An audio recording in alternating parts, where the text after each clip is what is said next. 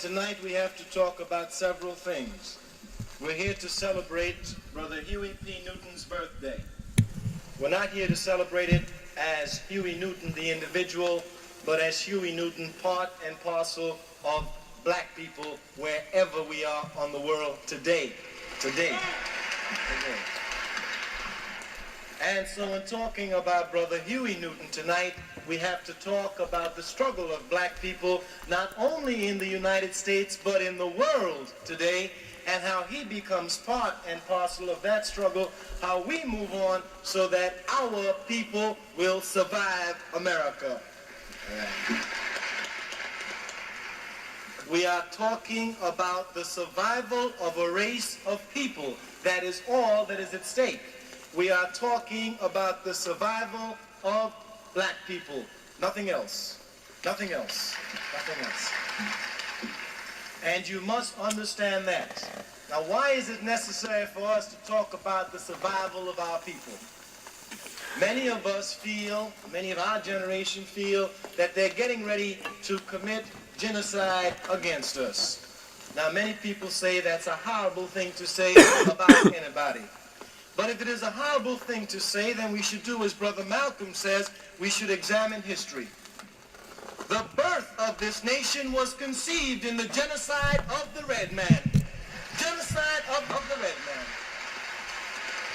In order for this country to come about, the hunky had to completely exterminate the red man, and he did it.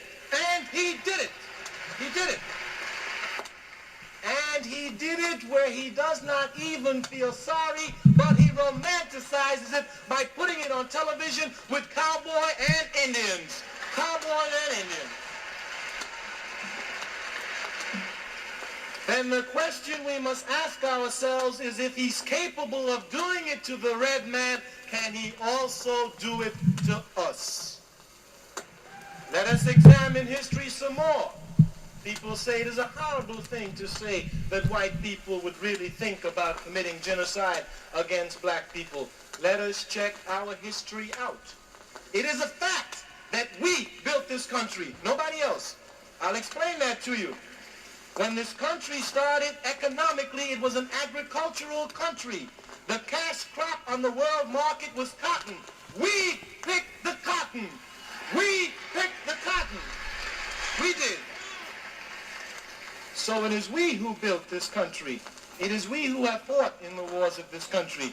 This country is becoming more and more technological, so that the need for black people is fastly disappearing. When the need for black people disappears, so will we. And he will consciously wipe us out. He will consciously wipe us out. Let us check World War II. He will not do it unto his own. Notice who he dropped an atomic bomb on. Some helpless yellow people in Hiroshima. Some helpless yellow people in Hiroshima. In Hiroshima. If you do not think he's capable of committing genocide against us, check out what he's doing to our brothers in Vietnam. Check out what he's doing in Vietnam. We have to understand that we're talking about our survival and nothing else. Whether or not this beautiful race of people is going to survive on the earth. That's what we're talking about. Nothing else. Nothing else. If you do not think he's capable of wiping us out, check out the white race. Wherever they have gone, they have ruled, conquered, murdered, and plagued. Whether they are the majority or the minority, they always rule. They always rule. Always rule. And check out the pattern in which they move. They came to this country. They didn't know a damn thing about this country. The red man showed them how to adapt to this country. He showed them how to grow corn. He showed them how to hunt. And when the Indians finished showing it, he wiped them out. He wiped them out. He wiped them out. He was not satisfied. He went to South America. The Aztec Indians said, "This is our silver. This is our copper. These are our medals. These are our statues. We build them for the beauty of our people. After the Indians showed it to him, he took it and he wiped them out. He wiped them out. He went to Africa. Our ancestors said, dig, this is our way of life. We beat drums, we enjoy ourselves, we have gold, we make diamonds and stuff for our women. He took the gold, he made us slaves, and today he runs Africa. Africa. He went to Asia. The Chinese showed him everything they had. They showed him gunpowder.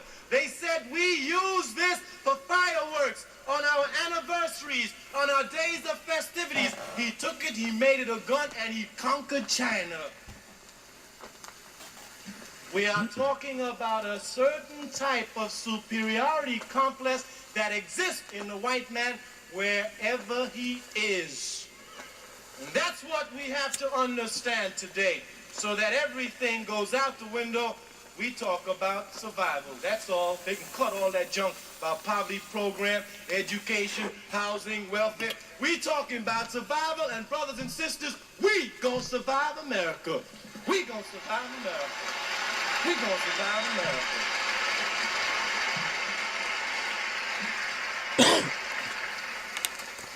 Now then, we have to understand what is going on, not only in this country, but in the world, especially in Africa, because we are an African people, nothing else. We have always been an African people. We have always maintained our own value system, and I will prove that to you. As much as he has tried, our people have resisted for 413 years in this wilderness, and they resisted for this generation to carry out what must be done. We cannot fail our ancestors. Cannot fail our ancestors. Cannot fail our ancestors. We resisted in every way you can point to. Take the English language. There are cats who come here from Italy, from Germany, from Poland, from France. In 2 generations, they speak English perfectly. We have never spoken English correctly. Never have we spoken English correctly. Never, never, never. And that is because our people consciously resisted a language that did not belong to us. Never did, never will. Anyhow, they try to run it down our throats. We ain't gonna have it. We ain't gonna have it. You must understand that as a level of resistance. Anybody can speak that simple hunky's language correctly. Anybody can do it. We have not done it because we have resisted. Resisted. Check out our way of life. No matter how hard we strive, we still maintain a communal way of life in our communities. We do not send old people to old people's homes. That's junk. That's junk. That's junk.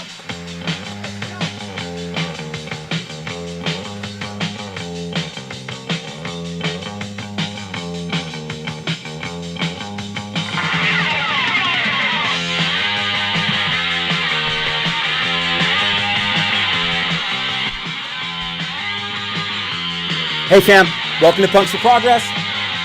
I'm Reverend Aaron. This here's a what the fuck report.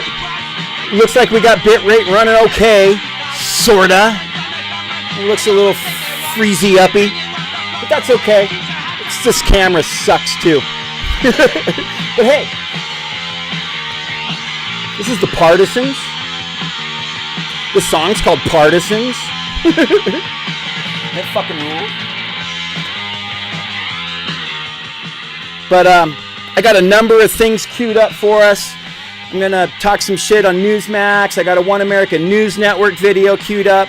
I've got a really awesome video from Abolition Today picked out. Some skateboard videos, some cool street art stuff to look at. Bunch of records over here I pulled out specifically to chill with y'all. I've been having real issues because I'm not even remotely fucking tech savvy, and I've been having all these bitrate issues. One of the things I found out was straight up, if you run OBS with Chrome running, it slows it up really fucking bad. I'm still not liking the way I'm looking at it right now, but the last stream I did was like, it was like a series of stills. And come to find out it's because Chrome was fucking running. So I've got a different different thing running, but so yeah, I'm just kind of looking over here. Dude, this Partisans is so good.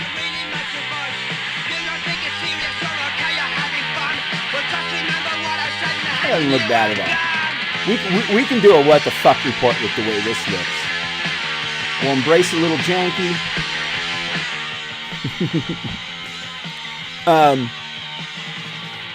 Let's come over here to what's going on this end. Because trip out on this shit.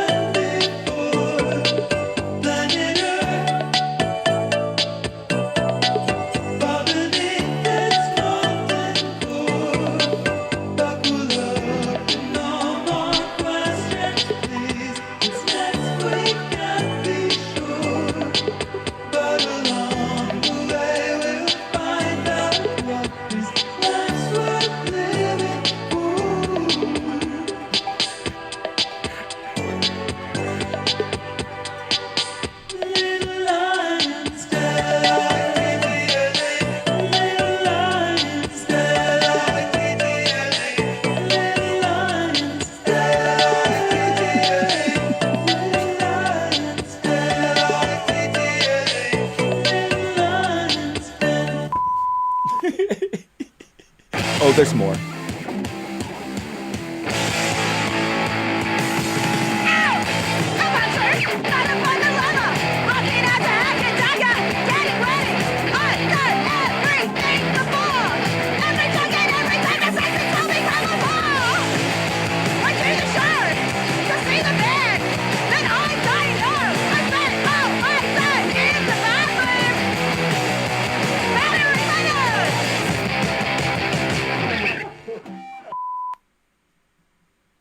Folks, that was fun, wasn't it? Life wasn't always so fun and carefree. Sometimes you have such a good time and it's over and it's faster than a freeway.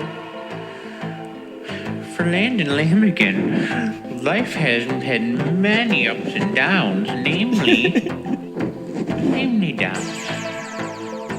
downs. Lots of downs that I've started myself. Folks, I have caused a great deal of pain for a great deal of people. And a lot of it has come back to bite me. And when it bites me, sometimes you just gotta say, ouch, and move on. So I'm moving on. And I'm hitting the big time. I'm hitting TV. I'm hitting video. And I hope you like what I look like. So please, folks, please watch me. Please watch me. Please watch me.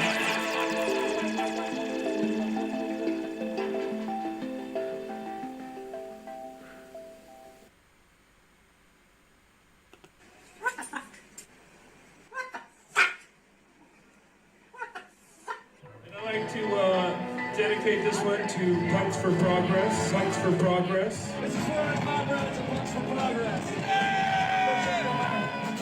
Punks for Progress stand for anarchy.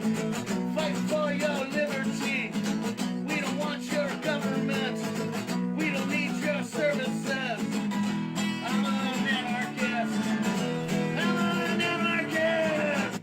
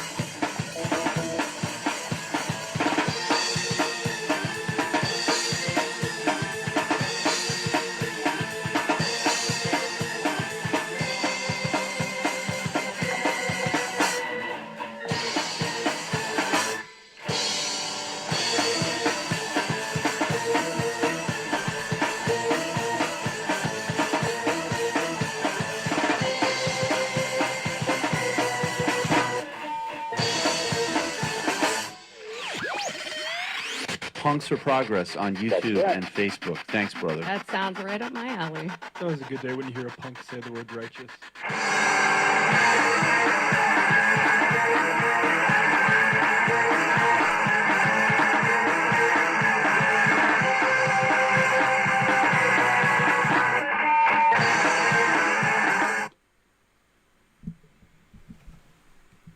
Hold on. We got one more of these fucking... Newsline. News bits. We'll tell you about it, but you won't believe it. Newsline. News bits. Devil's Tower. It looks like a giant tree stump, right? Well, recently, scientists did an experiment on the tree stump and found out that it is a tree stump. It's just an old giant tree stump when trees used to be 100 miles high. They were going to space, and Earth used to be covered in bushels of trees, and it used to be a big bushely place. And so now Earth is very barren, very short trees, and it's a damn shame, folks. So I'm glad that you listen to the news, so you know these things, that used to be a very big tree, and we used to have them everywhere, but now they're gone because of the way that you've been acting. He's watching. He knows what you're doing. That's hot news. Here's the wheat pyramids that they have in Indiana. There's a lot of news going on in Indiana. They just popped up. They found out some crazy old farmer who had trouble with the system, and he went kind of crazy. He chopped up all his wheat, and he made wheat pyramids, and they blew up from the ground like nature's bosoms. Like they look a little bit like bosoms. There you go. Incredible bits of news. What is this? What is this?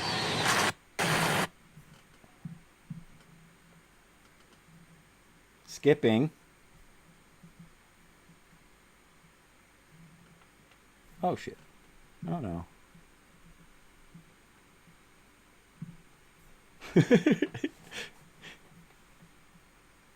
What is going on here, yo? Nah.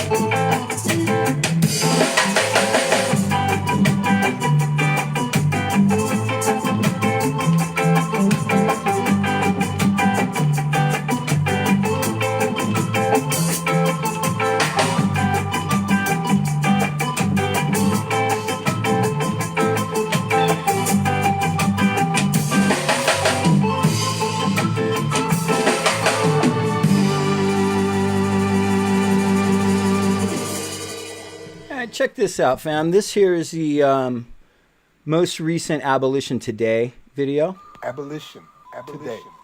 In terms of what I plan to focus on, I was asked to talk about two of my articles that I guess kind of span a spectrum of my writing about race and the law.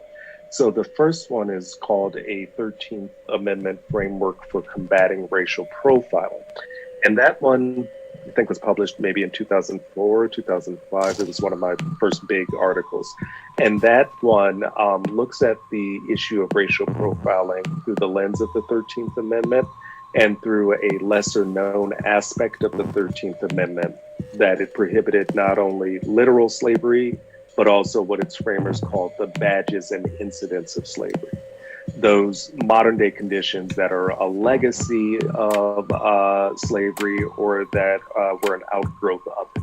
And so in that article, I argue that a wide-scale system of criminal suspicion based upon skin color is a badge or incident of slavery because it mirrors, even if not driven by the same purpose, the kind of racialized control over autonomy and freedom of movement that Black slaves, as well as all free Blacks, were subject to during slavery. So I'll talk a little bit about that one piece, and I know that David and Jalila will have a lot to contribute there because of their own work about race and the criminal law. The other piece is much more recent. In fact, it's still a draft. It's been accepted by the Texas Law Review, but hasn't been published yet. It'll come out next year. And it's about freedom of speech and slavery. So the idea of that one, again, kind of drawing on the legal history of slavery, is that, in my view, as well as in the view of many other scholars, we have two distinct constitutional regimes. There's the framing to Civil War regime, right, the 1787 to 1865 Constitution, which I'll call the original founding.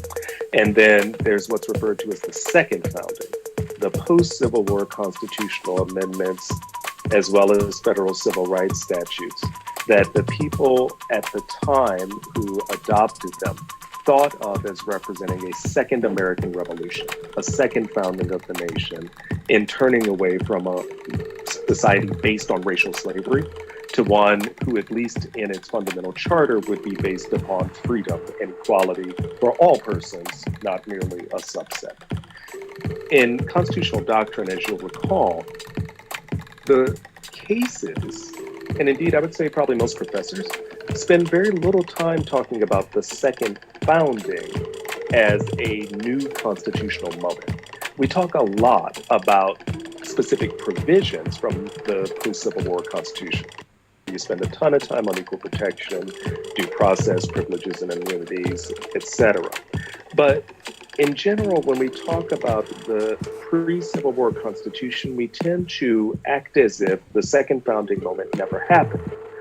For purposes of this paper, I contend that courts tend to act as if what freedom of speech meant in 1791 when the Bill of Rights was ratified is exactly the same thing from an original meaning perspective as what it should mean today. And my point is actually not so much to kind of claim or disclaim originalism. It is simply, if you're going to analyze the Constitution from an originalist perspective, there is another originalist moment where the original framers' view was modified, elaborated upon, and in some cases rejected by the second framing. And so the article in one sense is kind of a theoretical plea that we take the post-Civil War Constitution seriously as a second founding moment. The second, more specific part is, if you accept that frame, which certainly not everyone would, what might it mean for how we interpret some specific constitutional provisions? And one of those is the First Amendment. So the, I think, kind of most novel contribution that the article makes is that it looks at freedom of speech, not just through the lens of the first founding framers, nor exclusively through the lens of the second founding framers, but that actually foregrounds the views of enslaved persons themselves and asks, what did freedom of speech mean for them in a condition of slavery? What denial of their free speech rights did they experience? What would they have hoped or expected the post-Civil War vision of freedom of speech to entail? And I argue that as part of the constitutional polity that would help us understand the general public meaning of freedom of speech under the post-Civil War Constitution, that the voices of enslaved persons have been almost entirely ignored in constitutional interpretation. So I draw from a lot of first-person slave narratives, where the slaves talk about still haven't used it, homie, with being denied but I will eventually, and talk about what they think it should mean under the Reconstructed Constitution. So I'll be talking about those in the talk, and hopefully folks will find it interesting. But I think what all of my 13th Amendment work, including this most recent piece, are trying to do is to show there is a different constitutional legal history that has largely remained untold, right? That particularly the post-Civil War Constitution was one that was about equal dignity and equal worth and about freedom and liberty in many aspects. Some of them were liberty of body and movement, which is the racial profiling piece. Some of them are liberty of mind and conscience, right, which is the First Amendment piece. But the animating impulse is the same, that, there's a long debate about whether our Constitution was originally pro-slavery or anti-slavery. And my point, I guess, the intervention I make in my work is that in seeking to answer that question, we have to look at our Constitution as a whole. And too often our courts and lawyers act as if the post-Civil War Constitution didn't really happen. Abolition. Today. Today.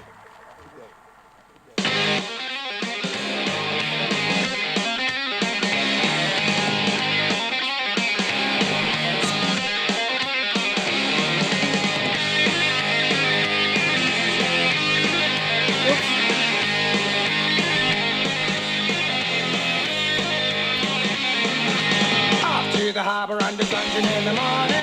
I got a press gang looking after me. I'll wake the real Mackenzie, Paul and the crew, fucking righteous as fuck, anti-racist action, old school motherfucker, Paul Mackenzie.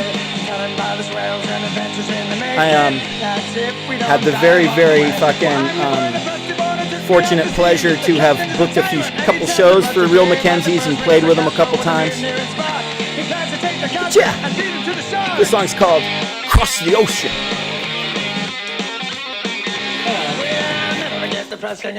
We'll go back to this here skateboarder, and I got queued up over here.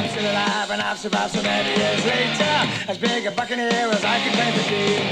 Full sail, bounding on the Friday. Jolly Rogers flopping with a score of 84s. Many pretty churches, lots of booty to be taken. Cannon and the cutlass on a rebel man of war. Well, I was aboard the crutches and they pressed me out to sea. And now I am the captain and I tell you what to do. My first mate is a cutthroat, a Tarjak on the skew. He plants his skill and get the king and feed him to the crew. We are sailing from our homeland, across the ocean, on the sea, for whatever reasons be, we question all authority.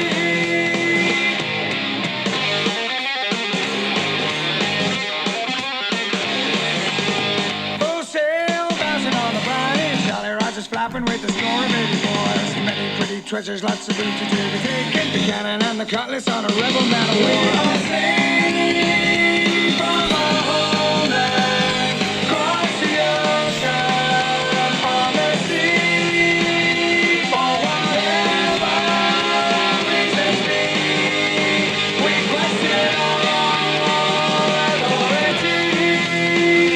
We are sailing from our homeland, across the ocean, on the sea, for whatever reasons be, we question all authority.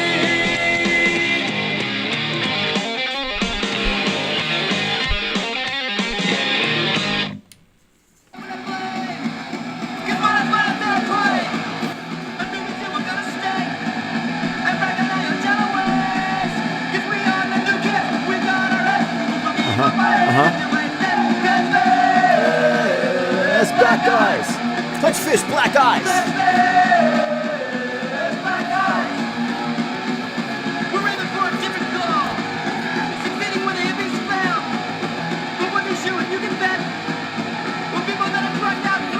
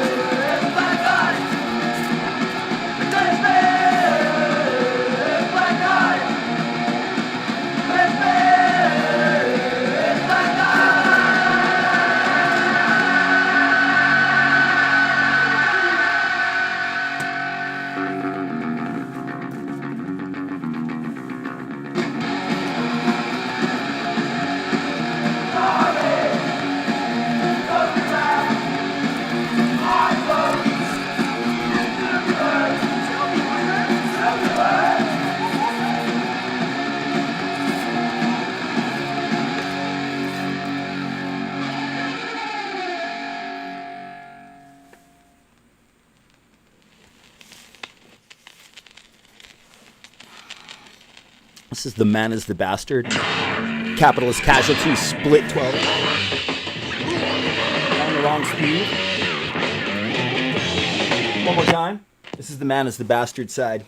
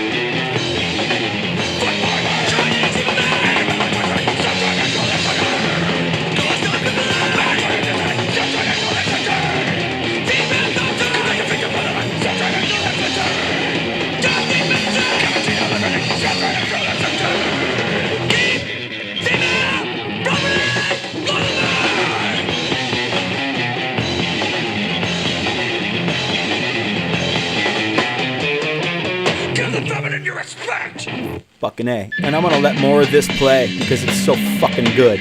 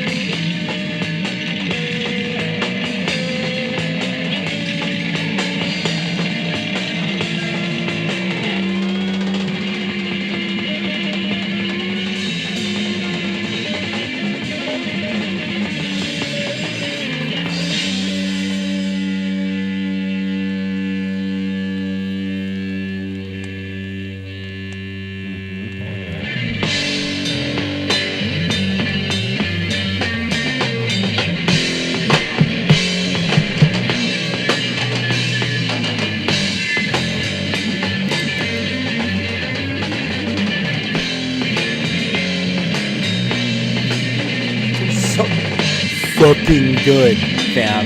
Man is the Bastard. It's so fucking perfectly done. Fucking noise meets hardcore fucking power violence, and they're super fucking righteous comrades, anti-imperialist fucking badasses.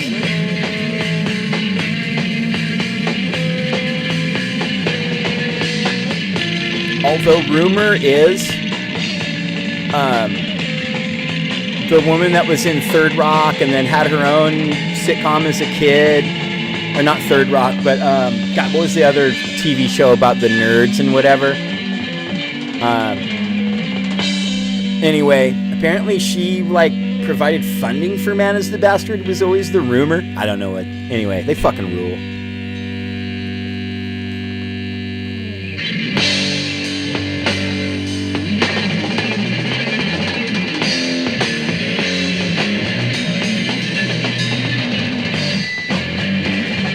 Got a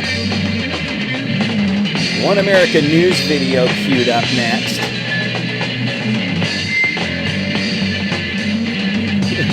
It's called How the Left Pushes Racial Divide with Darren Beattie. I haven't watched it. We're gonna watch that fucking garbage together, fam. And deconstruct what a pile of lies and fascist propaganda garbage it really is. So that's what I got queued up next.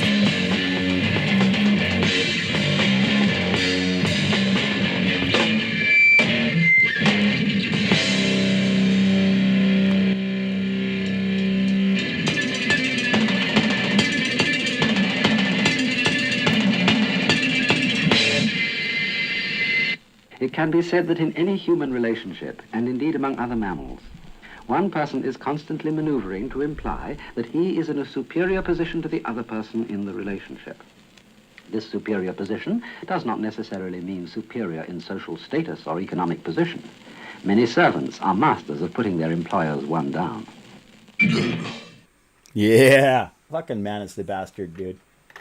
Okay, so this video is called, what was the gross title they gave it? How the Left Pushes Racial Divide with Darren Beattie. Do I got the volume up? I do. So here we go. We have this major news outlet, the New York Times, throwing its weight around to try and destroy this teenager's life, a sacrifice on the altar of wokeness in many ways. Now, I've given my thoughts on the purpose of this piece behind it, but I'd like to get your take on it. What? Okay, hold on a second. So they just start out cold talking about some teenager from some article whose life they're trying to destroy. Okay. Hopefully they'll provide context for that. Let's see. Is there something in the description?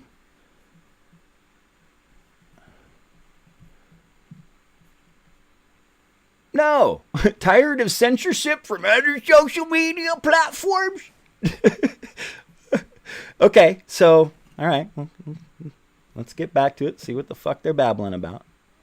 Well, I think it's remarkable as it is outrageous. I mean, as you laid out the details of the case, here's a girl who's having her life destroyed, or at least an attempt on her life, for the crime of having, when she was 15 years old, used a slur. Now, the context of her use of the slur is interesting and noteworthy. She was singing a rap song of the sort that's promoted and celebrated in a ubiquitous fashion in our culture. So she had the temerity to sing along to the type of song that's promoted everywhere in America's popular culture. And she was a Black Lives Matter supporter. There are so many different bizarre dimensions to this. And one of her erstwhile friends had this video recording of her using this slur, singing along in a rap song when she was 15 years old. And that was sufficient to create such an uproar that she was booted out of her cheer team. She was disinvited from university, which had accepted her. And now the New York Times, once the nation's paper of record, now clearly a joke that's digging so far deep into the trash bin that they have nothing better to report than a story of some unknown 15-year-old girl who used a slur once when she was 15. It's like, it's really... Okay, so I'm getting the feel for this. So clearly this is something that's like, let's just say for the sake of argument, okay, that these two people are framing even the New York Times piece correctly. Now, that's not to say that the New York Times is some fucking trusted outlet that leftists should even be giving a shit about, let alone trusting in. But I suspect, fam, that these two scumbags aren't even portraying the framing of this story by the New York Times correctly. But for the sake of argument, let's say they are. What they've found is a community full of people who would have overreacted to a youngster singing lyrics in a song. And using what I'm assuming would have been the N-word, which let's just be real clear. I mean, if you're a kid, you should still know better, but you know, kids have growing to do by definition, right? But you don't record videos of you singing the N-word in your favorite fucking hip hop shit. Like, just don't even do it. We're not allowed. If you look like me, or you don't, or you know, if you're even a Latinx comrade out there, don't sing that lyric. Don't make videos of yourself doing it. And now, I've never seen evidence of any type of even liberal centrist institutions attacking people for what this type of scenario would have been. That's why I imagine that maybe, again, these people aren't framing it correctly. I mean, should we go look for the piece? They don't even fucking link it. It took 1 minute and 42 seconds into the piece to find out they're talking about some New York Times piece. These journalists, right? I mean,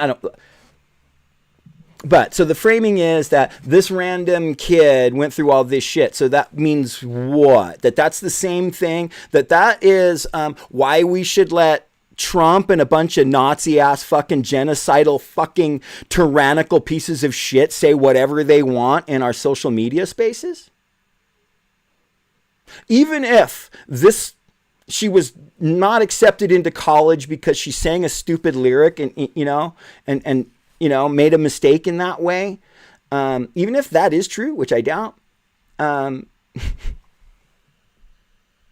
it's not indicative of, see, it's some type of conspiracy, and that's why they stopped this orange-ass fascist that instigated a bunch of his fucking followers to pull some fucking dollar store coup attempt. It's not the same thing. It's just not. And if this community did do this to this kid just because they sang a lyric, fuck them, man. Fuck them. That's not something I subscribe to or would jump on board with. And it also doesn't mean that she's kicked off Twitter. Doesn't, right? Anyway, let's see if they got more. Story is in itself a kind of bonfire of the vanities, if any of your viewers know that reference. And I doubt they do. There's so many angles, but it really just underscores how deeply unserious our country is. First of all, that she wasn't even using the word in a malicious context. But secondly, what kind of country are we that operates on a hierarchy of taboos in which using one word is elevated above being a murderer, being a what? So that's a huge leap. Did you see that? Who said that she's worse than a murderer? Who said that? Sounds like a community was like, whoa, you did some inappropriate shit and we weren't down for it, and they kind of maybe overreacted. Again, for the sake of argument that he's even framing that correctly. We should probably go look at the fucking piece and try and find it. But how is that indicative of she's worse than a murderer now? What a fucking bullshit straw man. Being a traitor, all these negative things. It seems like using one word or stepping on racial sensitivities, our entire country goes into convulsions. It does it? Over backwards in order to adhere to these crazy and insane racial sensitivities. Crazy and insane racial insensitivities.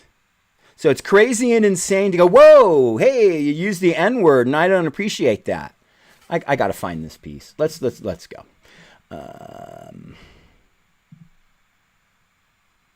Go here.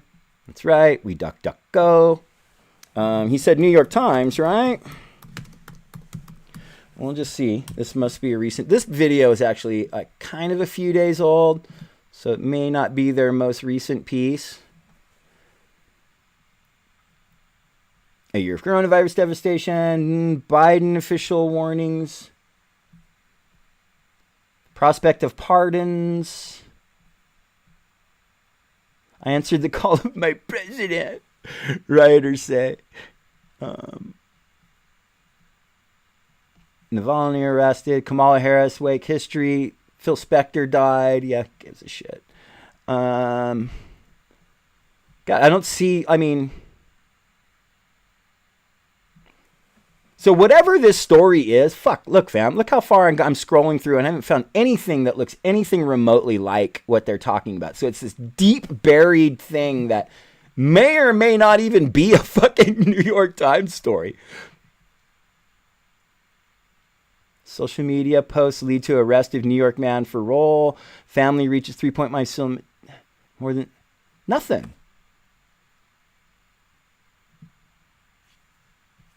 I really wanted to see if we're framing it correctly, right? Like, okay. How convenient that you can't even bother to find the fucking... They don't tell you the name of the story. They don't provide a link in their fucking description to the story.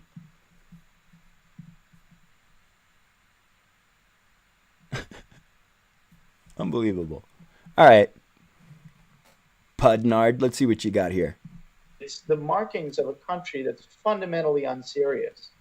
It never ends either. It never ends either. Enough because this poor girl, Groves, she also was a BLM supporter back when the whole George Floyd situation first broke out in late May. Okay, and like, there you go. They always make that thing too. Like, there's even a BLM supporter.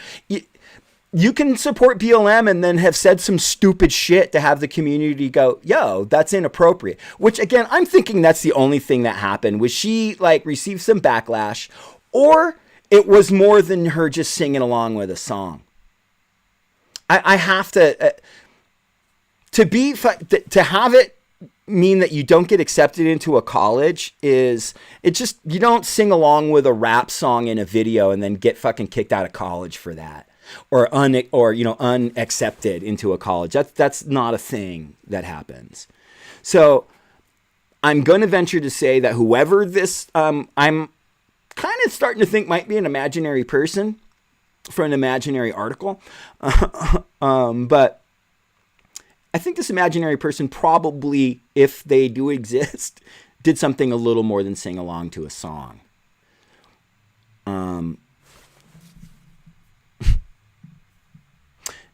And guess what?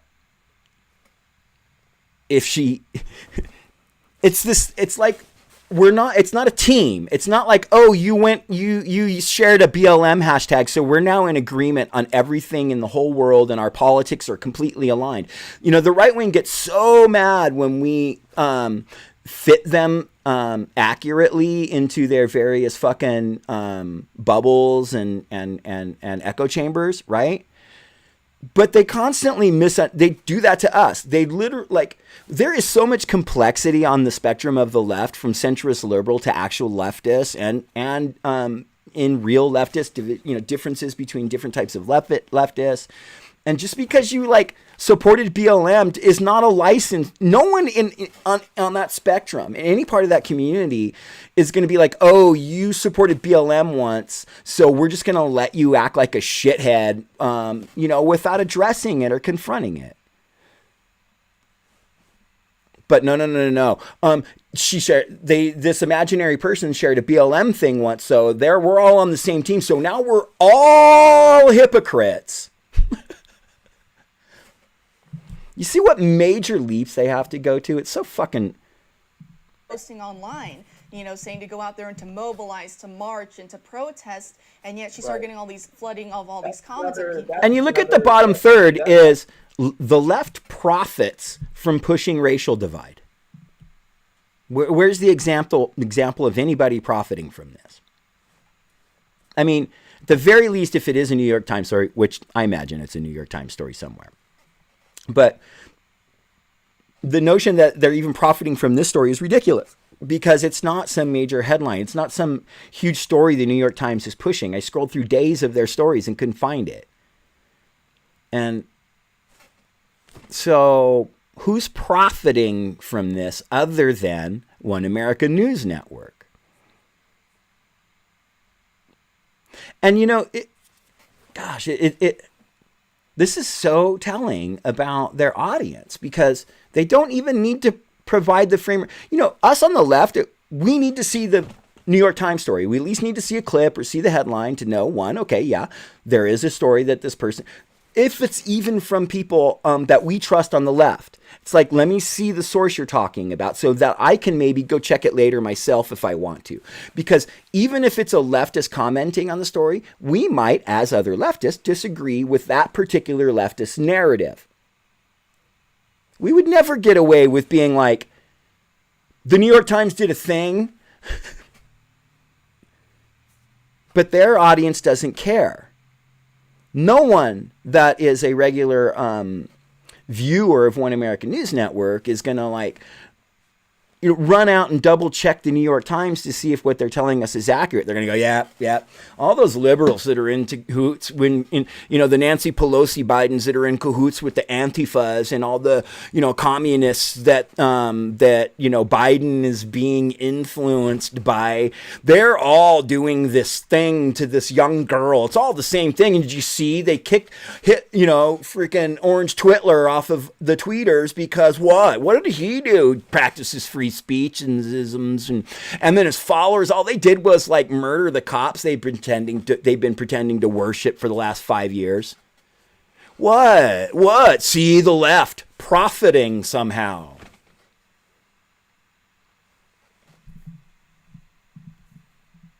Another interesting angle in its own right. Now, on one hand, we can say, oh, look, she's a Black Lives Matter supporter, which adds the evidence that she didn't use the term maliciously, and in that sense kind of helps her case. That's certainly one angle, but I think another angle we can take on this is to note that... No, hold on. See, how do we know she's a Black Lives Matter supporter, and what level of support? The dude that... shot some politicians a few years back that they talk about is Antifa, basically because he shared a couple posts on Facebook in support of Bernie Sanders. That was, see, Bernie Sanders supporter, unhinged, crazy, insane Bernie Sanders supporter shoots politicians. Antifa is the real violence. Like, there's no connection between all that. Some anti-fascists supported Biden. A lot of anti-fascists, and most of them really never fucking trusted that dude. A lot of anti-fascists didn't trust him, let alone were like, because you shared a couple Facebook posts, you're Bernie Sanders, which makes you Antifa, which means Antifa kills politicians. What is the level of support that this person had? Did they share a hashtag once? Because I got news for you, man. There's a lot of people out there that do have fucking... I've seen full-on people that are straight up racist to be like, I think Black lives should matter. There's a lot of fucking white separatists out there that don't want necessarily to do genocide, but they want to force black people to live in different places from them. They might even support or share a BLM hashtag. That's not the same as getting out and putting your fucking body on the line between a fucking, a black trans woman and some Nazi that's trying to stab her with a pole. Big fucking difference in levels of support, yo.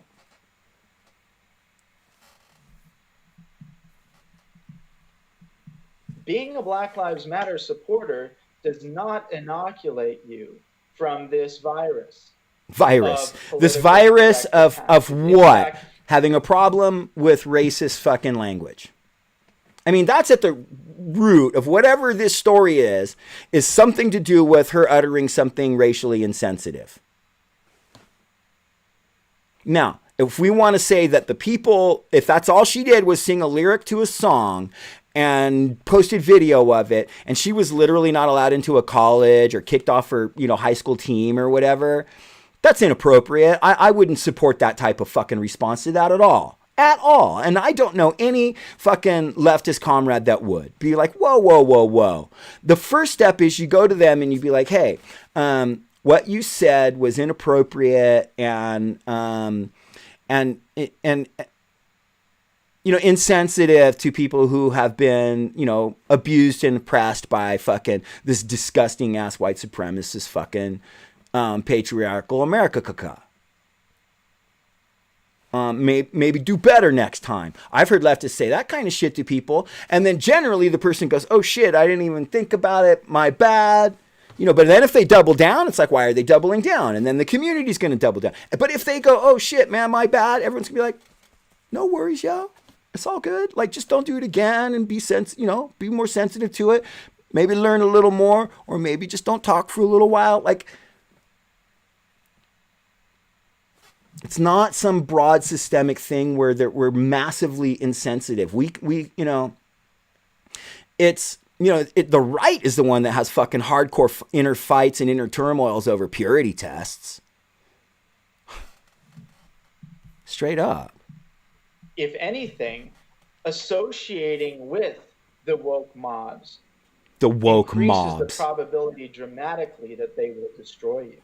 And so I think for young people, if you're a young white person, you think that doing Black Lives Matter, it doesn't matter. What matters is basically that you're white and therefore you're vulnerable to this bizarre racial hierarchy that's... You're white and therefore vulnerable to this.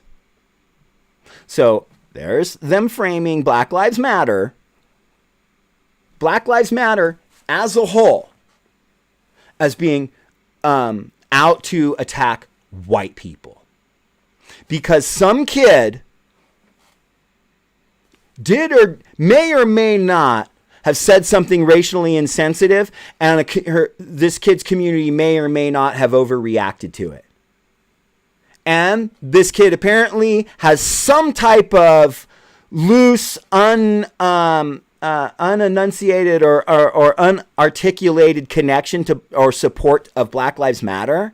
And so now Black Lives Matter is out to get white people. Fucking bullshit. One does not give way to the other. Straight up. And constructed by our corrupt ruling class in order to exert their control. And you can't get out of it simply by following the fashions and fads. And as this poor girl learned the hard way. And so it's really just an illustration that there's no appeasing the mob. So you might as well stand up to them. There's no appeasing the mob. So you might as well stand up to them. It's Champions first Chevy like 10 what? sale of Mob. A mob. God, man. I think I seriously want to play this here Germs record. But you see, fam, how, like, one, they don't provide you the link or even the name of the story they're talking about. So you're unable, essentially, to go and verify the veracity of their claims for yourself. One, for starters.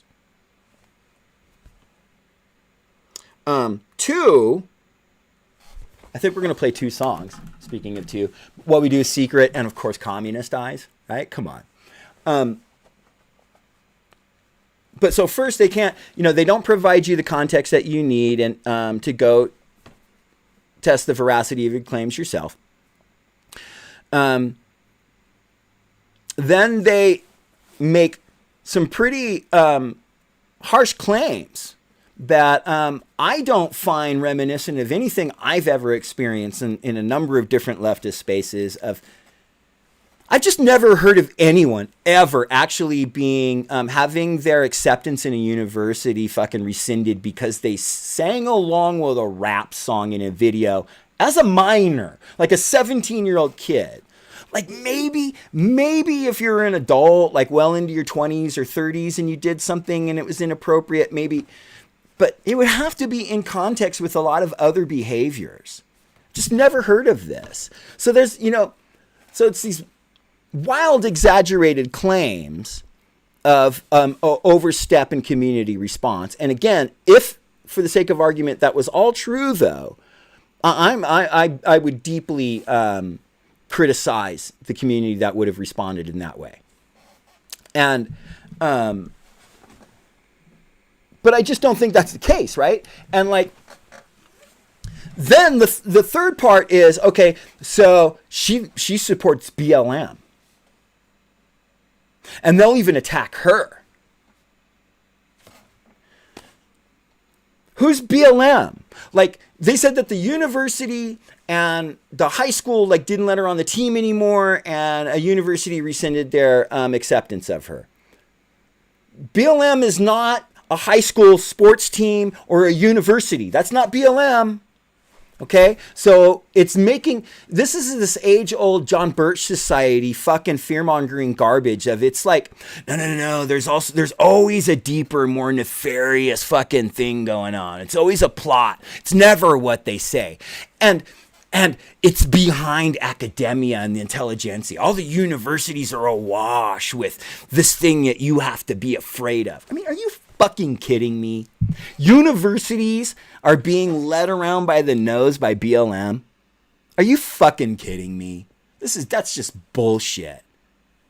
If that was the case, there wouldn't be a need for the fucking hashtag and the statement and the declaration of Black Lives Matter. If they actually had anything approaching that type of power.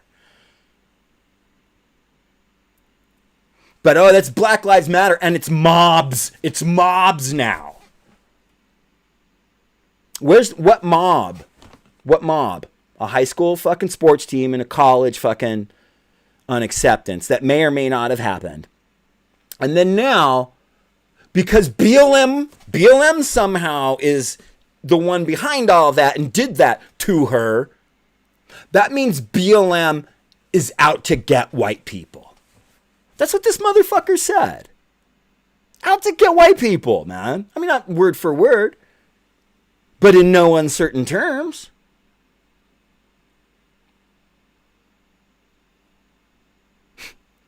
And so anyone that speaks out against or confronts racially insensitive fucking language is somehow out to get white people.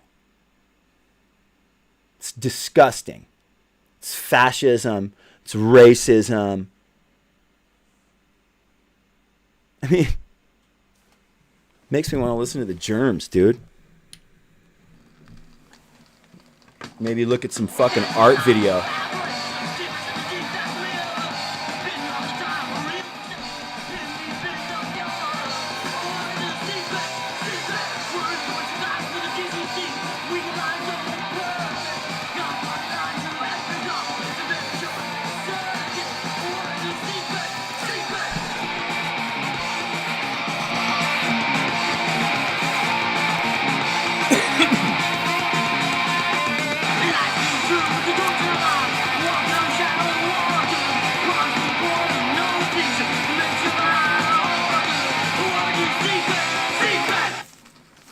Communist eyes.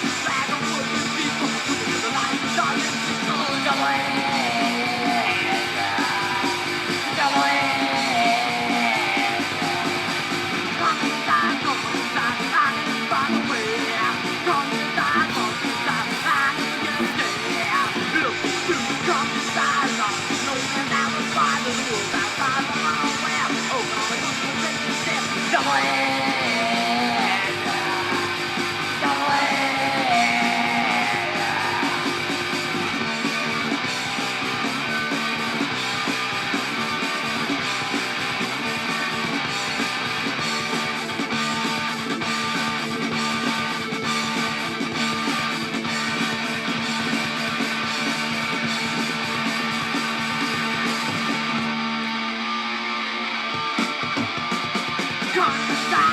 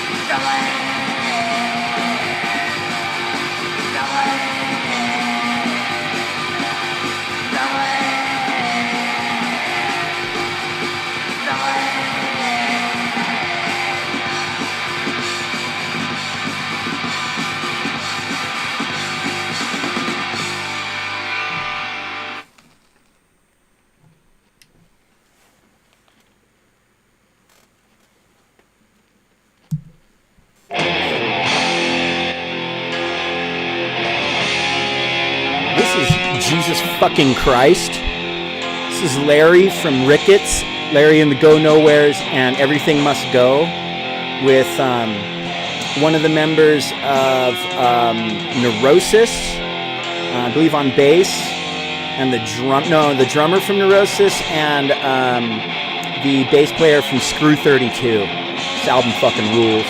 The song's called Cold Day in Hell.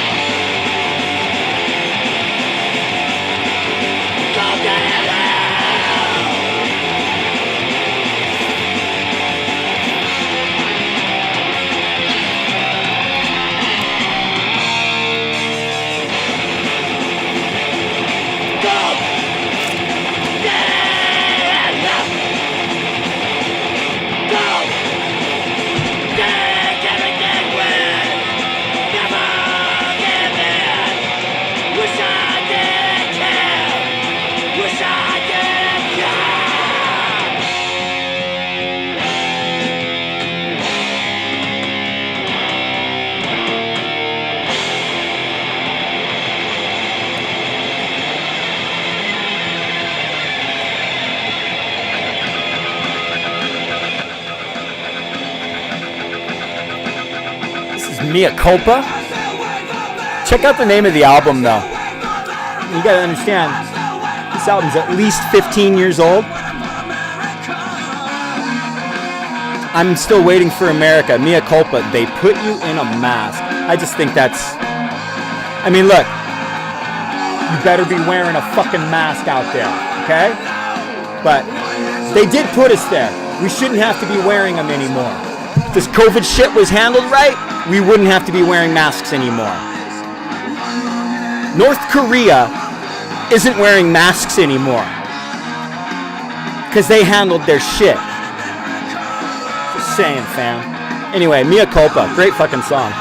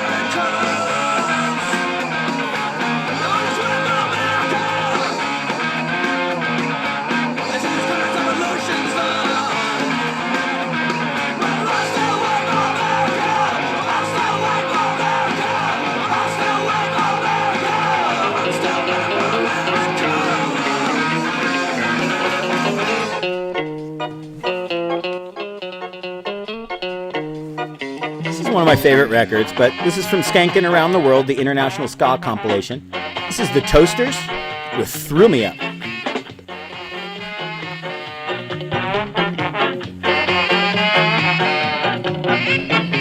Well, I've been coming round here for so long. Suddenly everything seems so wrong. Like digging myself That's the Mea Culpa vinyl. Until I met you, girl, I was just waiting to get old. But now you thrill me up. You thrill me up. And you fill me up with everything I need.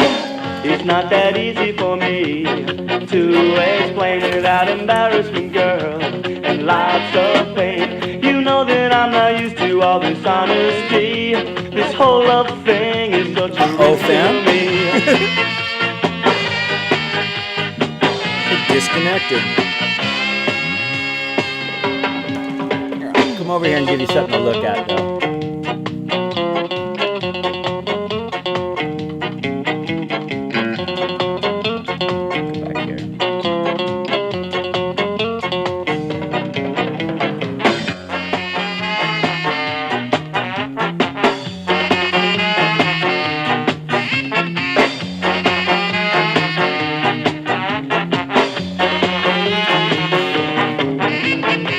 Now I've been coming round here for so long.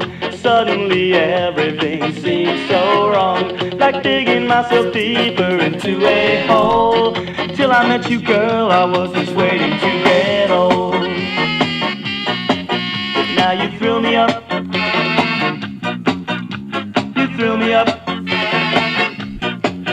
And you fill me up with everything I need.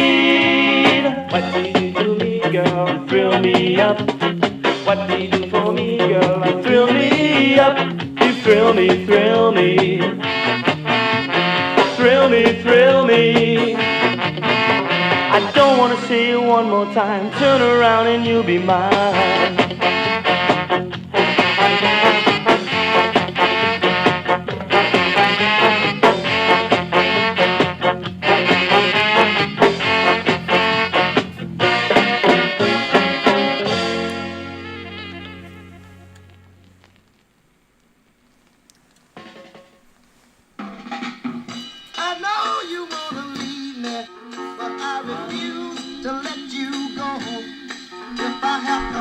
That's right. The Tempting Temptations.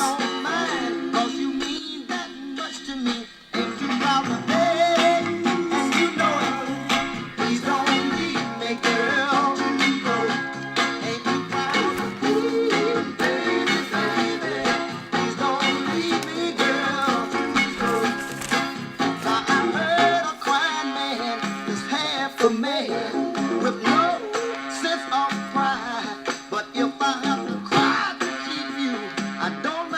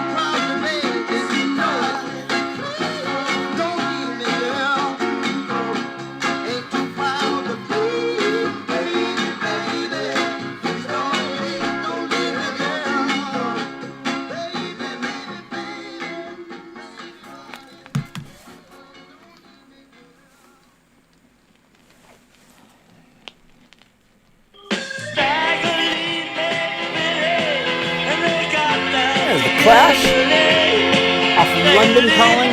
Song's called Wrong Boyle.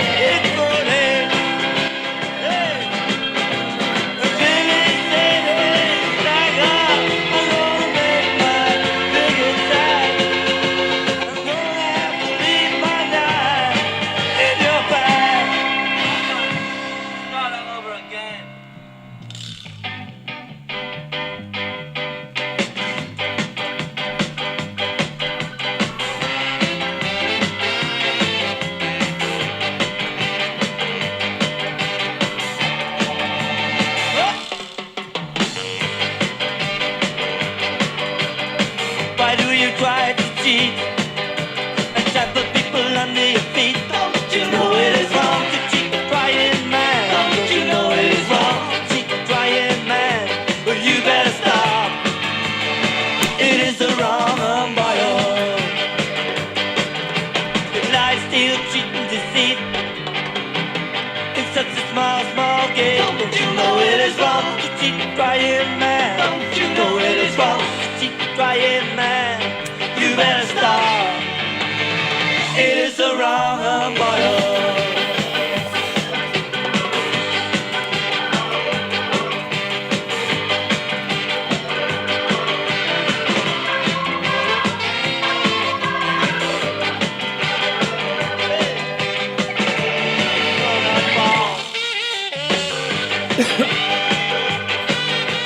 Billy boy has been shot, and Staggerly's come out on top. Don't you know it is wrong to cheat the crying man? Don't you know it is wrong to cheat the stagger man?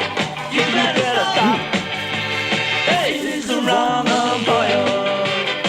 Hey, you must start all over again. All over again. Don't you know it is wrong? Play it, Billy, play. Don't you know it is wrong? Play it, Billy, play. You will find it is the right boy. I got a gross-ass fashy Newsmax video queued up. And trample people under your feet. Don't you know it is wrong to cheat a crying man? Don't you know it is wrong to cheat a crying man? It's called Be Careful What You Wish For with Chris Salcedo. It is the wrong boy. And in the thumbnail, the lower third says, Cancerous Cancel Culture. So this should be fun wrecking the shit out of.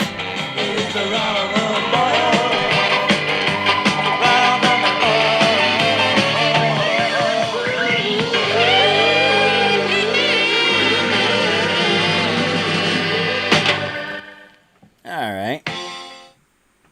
So here it is. Hold on. Gosh, we'll have to listen to that next song after this too, because it's so good. But like I said, this is from Newsmax.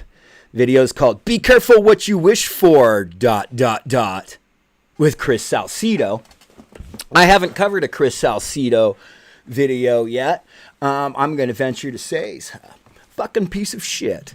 Especially when he's got here, cancerous cancel culture. So this thing that doesn't exist is now cancerous. It's like cancer. It kills people like cancer. And there's no cure for it. Like cancer, this thing that doesn't exist, cancel culture. So let's check it out, Chris Salcedo. Be careful what you wish for. We expand on old words of wisdom in tonight's preamble. I first want to address the liberal biased press. For years, the Chris Salcedo Show has been warning that your unfair treatment of Republicans and conservatives and your looking the other way on socialist Democrat malfeasance and treachery. Okay, hold on. Socialist Democrat. Okay, let's be real clear. Socialists, fundamentally, day one, out the gate, are all about getting rid of capitalism.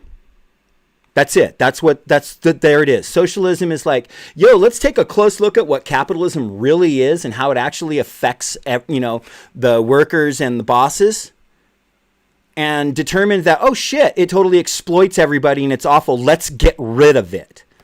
That's socialism. Now, communists and anarchists may or may not have differing ideas on how to go about ending capitalism, okay? But ain't no Democrat Ain't no Democrat out here trying to end capitalism.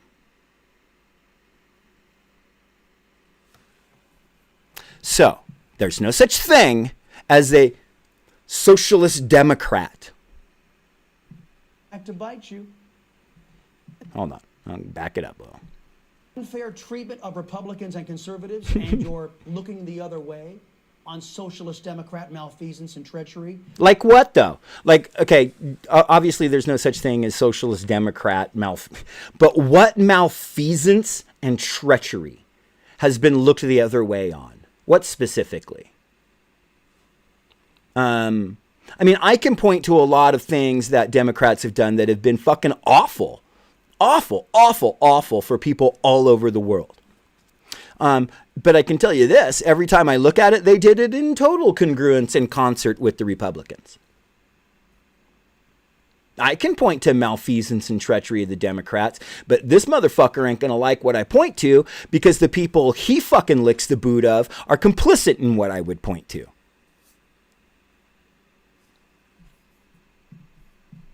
Would come back to bite you. In the last election cycle, you people in the socialist press, you bashed, you lied about, and you hounded arguably the most transparent president in American history. The socialist press. Bunch of fucking bourgeois, liberal, fucking pro-capitalist motherfuckers that were just grossed out. Look, man, the liberal press, which is a thing that exists, its purpose is to fucking uphold capitalist status quo, the capitalist imperialist status quo. But it does so by appeasing people who actually aren't racist. Like if you really aren't racist and you aren't sexist and you aren't homophobic and you aren't transphobic, but, you know, they want to convince people within that demographic that the capitalist imperialist status quo will somehow also care about those things. Right wingers are like, no, fuck all those things. We're going to pretend that being anti-racist is racist, that being anti-transphobe is transphobic. We're going to pretend that, you know, if you support Black Lives Matter, that you hate white people, right? But the socialist press, God, there's just no such thing really. I mean, there's It's Going Down, there's lib.com, or I just said that wrong, but there's no socialist press. That's just not a thing. I mean, there's anyway. President Trump. Every time I turned around, the president was talking with one of you shrubs. Every time he turned around, the president was talking to one of you shrubs.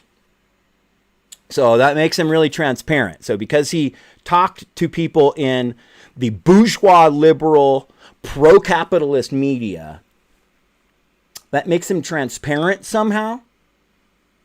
I mean, he said things on camera to bourgeois, liberal, pro-capitalist media outlets, but he rarely actually answered the questions they went at, like the things that they actually pressed him on, and he outright lied.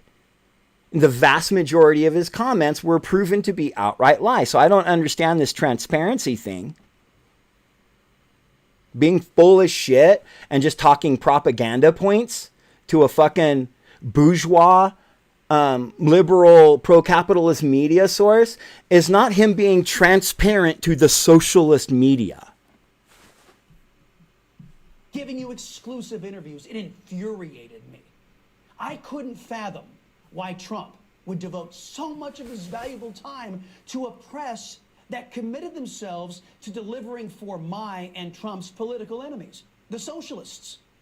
What socialists? Okay, look, man, you got to be real fucking clear. So all you've done is talk about liberal bourgeois media outlets and hinted at liberal politicians. You ain't mentioned a fucking socialist once because none of those people are fucking pro-capitalist. But socialists are your enemy, right? It is so convenient for them to lump liberals in with socialists because liberals will espouse pro-capitalist notions which make them look like fucking hypocrites. And then they can go, see, socialists don't actually mean it, or they don't know what they're talking about. And since this liberal has said this thing that's contrary to what this other actual socialist may have said, like the socialist espousing an anti-capitalist notion whilst the liberal espouses a pro-capitalist one, then they can go, see, really they don't mean it. What they're really trying to do is come and take your house and your guns and your money, and they want to fucking kill white people, and that's really what it's all about, when none of that is even remotely close to fucking reality. But it works for your average fucking suburbanite at home. The basic demographic. Let's be aware, fam. This video that came out 2 days ago, January 15th, has 135,000 fucking views on it. 135,698 views. It's almost 200,000 people that are hearing that Trump is somehow transparent, and he went on all the fucking socialist media outlets, not one of them being anti-capitalist, so not one of them being socialist, and was transparent. Well, we all watch these mainstream media outlet interviews. He repeatedly lied, contradicted himself in these talks, evaded very, very basic and specific questions over and over again and routinely. None of that is fucking being transparent. But this motherfucker still wants to fucking define who enemies are. Was a stark contrast to President Obama. Obama used the awesome power of the federal government, remember, to spy on and charge members of the alleged free press. Yep, he fucking did. He fucking straight up did. He straight up did. There's no getting around that. Obama fucking war on whistleblowers, man. How was Trump any different? What, he tweeted some pro-Assange thing once or twice? What has he done? And I'm in solidarity with Snowden and I don't know, man. Let me just say this about Assange. I question any supposed leftist that's making their project all about defense of one fucking white man.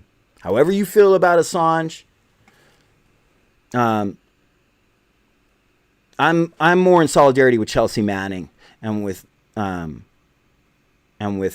Snowden than I would be with Assange. I'll just leave it at that. But what has Trump actually done except routinely scream at the press and call it the Lügenpresse? Oh, sorry. He actually used the English version, fake news, not the straight up German Nazi vernacular where he stole the phrase from. Okay? This fucking, he's trying to frame Trump as being some fucking, a dude who constantly fucking, he told people that he would fucking pay their legal bills if they attacked fucking the press and shit. People in that fucking dollar store coup on the Capitol, they fucking totally fucking brutally assault an Associated Press photographer and shit. Because it's all the socialisms and the Antifas, according to the people who fucking listen to this piece of shit. Anyone that's not 100% behind Trump is the most evil thing in the world that you have to fear and fucking kill, is what this stochastic fucking terrorist is pushing. He's not coming out right and saying those words, but these are the activities and the notions that he's instilling in his listeners' minds.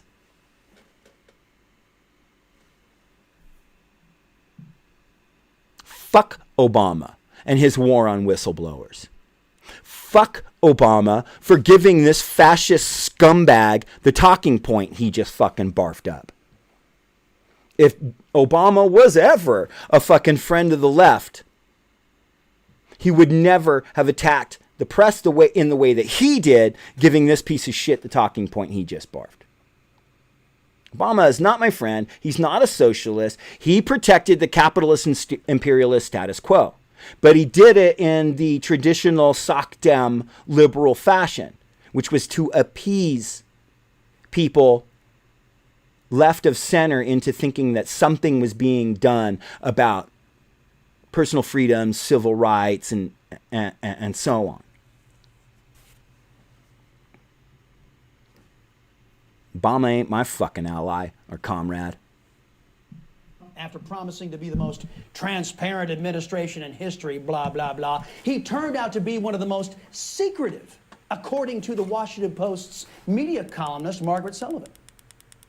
But as I've said before, the majority of the press are dedicated Democrats, not dedicated journalists. And now, you know what? the That's efforts of again, you people again, in the he's press right have there. led to this. The majority of the press are dedicated Democrats. I'll give him that, man. That's not socialism. That's not leftism. And it's all controlled It's all controlled opposition.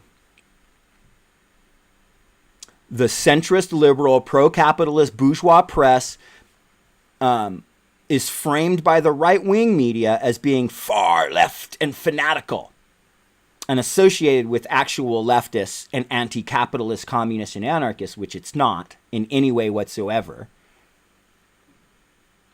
And it demonizes that bourgeois, liberal, pro-capitalist media to such an extent with that there's people fear that centrist pro-capitalist talking point and ideology so much so that they would never even begin to entertain notions of actual leftism. Because anything beyond that, if this is fanatical, fucking freakish leftism, then what is communism and socialism? Well, it's actual emancipation for those that are oppressed, violently so, by the capitalist, imperialist, bourgeois, status quo bosses.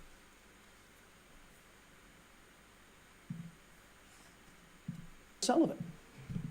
But as I've said before, the majority of the press are dedicated Democrats, not dedicated journalists. And now, the efforts of you people in the press have led to this. You people in the press. And some of my discussions have brought up media literacy because that is a part of what happened here. We're going to have to see what he did. I got to stop it before we do this. And I'll even let him do it again here. It's somehow the liberal press's fault that AOC feared for her life when viewers of Newsmax tried to fucking find her and kill her in the Capitol building. Somehow that's the liberal media's fault because socialism's.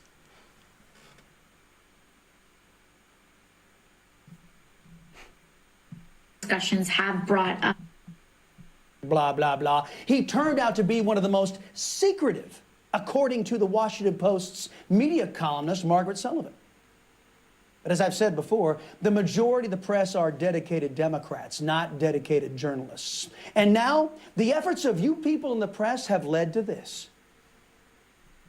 And some of my discussions have brought up media literacy because that is a part of what happened here. We're going to have to figure out how we rein in our media environment so that you can't just spew disinformation and misinformation. Wow. Look at that. Okay, so he's now what? Gonna go about defending the spreading of lies and misinformation? And of course he's gonna frame this as fucking the fanatical leftist overreach, censorship, and attacks on free speech. When what I heard was a liberal, a barely left of center, progressive liberal, pro-capitalist, saying that something needs to be done about verifiable lies, misinformation, and unsubstantiated conspiracy theories that influence people into going and doing sporadic shit like attacking the Capitol and murdering cops and shit. Because it has a real-time effect on people.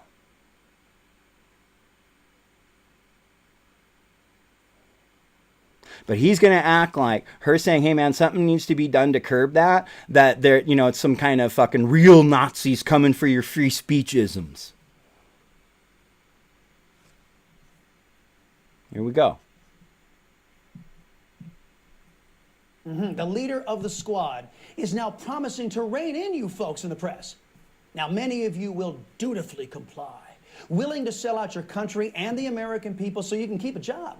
Sell out your country and the American people. All she said was something needs to be done about spreading misinformation and lies. She didn't say what. She said something needs to be done.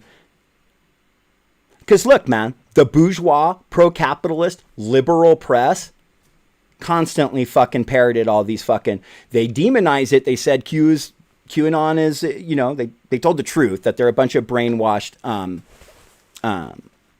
bootlicking sheep who believed unsubstantiated fucking and verifiable fucking lies. But in perpetually talking about it and demonizing it, also fucking promotes it, which creates this fake division between us fucking workers, man. But again, all fucking AOC really said there was something needs to be done about spreading misinformation and lies. And then this guy says all Americans are under attack and shit. What did he actually say?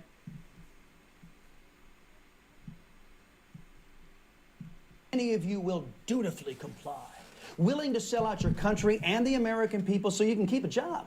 Sell out your duty and the American people so you can keep a job. So... yeah, I mean, if you want to be a journalist, I think that you should not be spreading lies and misinformation. And if you do, it's a disservice to your viewers and the American people. It's a disservice to all people if you spread misinformation and lies. But no. This guy thinks that if you try to curb the spread of misinformation and lies, again, that's all that this pro-capitalist liberal AOC advocated for, was something needs to be done by journalists to rein in the spread of misinformation and lies. And this guy goes, wow, Americans are under attack by that. So he's literally advocating for a defense of spreading misinformation and lies. Now, why would a Newsmax fucking talking head advocate for such things? Well, I'll leave that to you to figure out. Spewing state-approved propaganda. Now one can hardly... Spewing state-approved propaganda. State-approved propaganda. This is also assuming that AOC and the other 10 members of the squad have any type of real power in Washington. They don't. They're 10 people, maybe 12 people, up against about 400. And you include all the bicameral Congress, the executive branch, and the legislative. They don't have any power over these things. State-sponsored, the state propaganda line.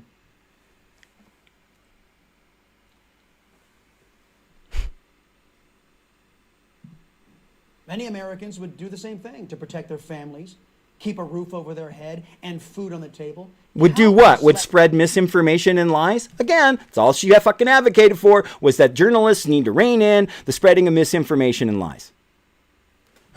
And now what? Americans what? Need to what? Many Americans would do the same thing to protect their families, keep a roof over their head, and food on the table. They'd spread misinformation and lies. You know, that's true. That's true. There are Americans that would spread misinformation and lies to sustain themselves. Like this motherfucker right here. Like Ben Shapiro. Like, you know, Dave Rubin. Like Prager.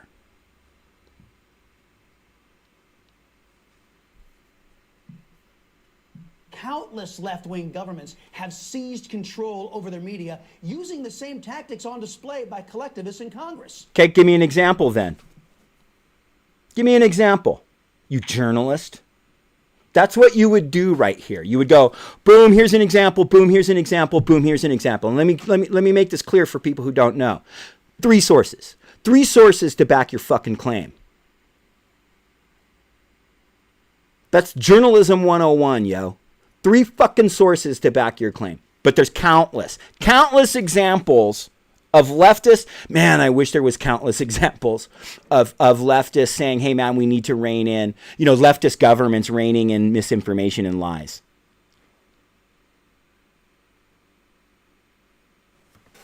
This is so fucking on its surface bullshit that there's no way this guy doesn't know he's telling lies. There's no way he doesn't know that what he's doing right now is making a fucking roundabout extra steps way of saying, hey man, it's all about spreading the lies and bullshit that we tell you. And how dare you try to stop us? But it didn't have to be this way. You people in the press could have exposed these socialists, told the truth about them when you had the chance. What socialists? AOC is not an anti-capitalist. Even Bernie Sanders is not an anti-capitalist. So what was to be exposed? What socialists needed to be exposed? Anytime someone tells you that something needs to be exposed and they don't even know the definition of the thing they're exposing, question it, fam. You could have lived up to the vision of the founders, what they saw when they set apart the free press, the only job articulated in the Constitution as being essential to keeping America free. But you? But you what? Led by men like Chris Wallace, Chuck Todd, and Chris Cuomo, you blew it. How? Now, how'd they blow it left of specifically? the free press will disappear in short order. The free press will disappear in short order. This motherfucker that's got 136,000 fucking views on his video.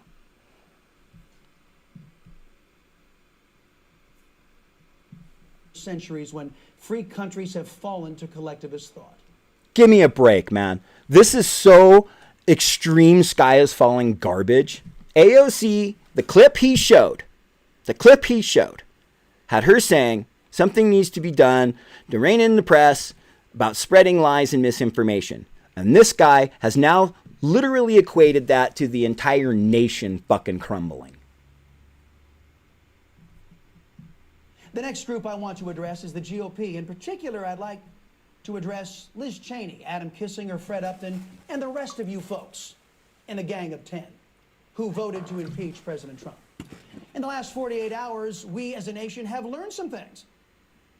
For days after January 6th, the aforementioned press, even Fox News, and government officials assured Americans that BLM and Antifa were nowhere near that riot in the U.S. Capitol. Right. Yesterday, a Utah... They weren't. It's been weeks. We've seen every single fucking face in that fucking building, and they were all right-wingers. They were all live streaming. This guy is literally coming on here trying to pretend that leftists were in any way whatsoever involved with that fucking dollar store coup attempt. You see it?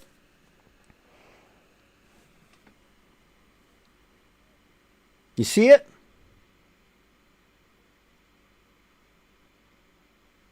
Even you fucking right-wing idiots. No, that was all fucking right-wingers in the Capitol. You know it. If you believe this bullshit, what the fuck is wrong with you? Rethink your life, man. Like, I'm not saying that. That's not a fucking ableist joke. Rethink your shit. Like, you have fucked your life up. If you're in a place where you actually believe that leftists were involved in that fucking dollar store coup attempt. And no just to fucking dollar stores. I actually shop there most of the time because I'm a fucking leftist, which means I'm poor. Generally. I'm working class, man. So no diss to dollar stores. It just still seems like an apropos way to fucking frame those people. But come on, man. None of you fucking right-wingers think that you know damn good and well there weren't no fucking BLM and anti-fascists involved in there. If fucking... I mean... Show me the video of someone that kicked it off. Show me the Antifa or the BLM person that inspired them to do that. They went over there as a mob and mob attacked that fucking place. If you want to disassociate yourself as a right-winger from that activity, I get that. I would want to also. But this motherfucker gonna act like they're still pushing this shit. I mean, this is what Newsmax and One American News did right out the gate. They're like, it was the Antifas and the BLMs. That's how stupid they think you people are that watch them.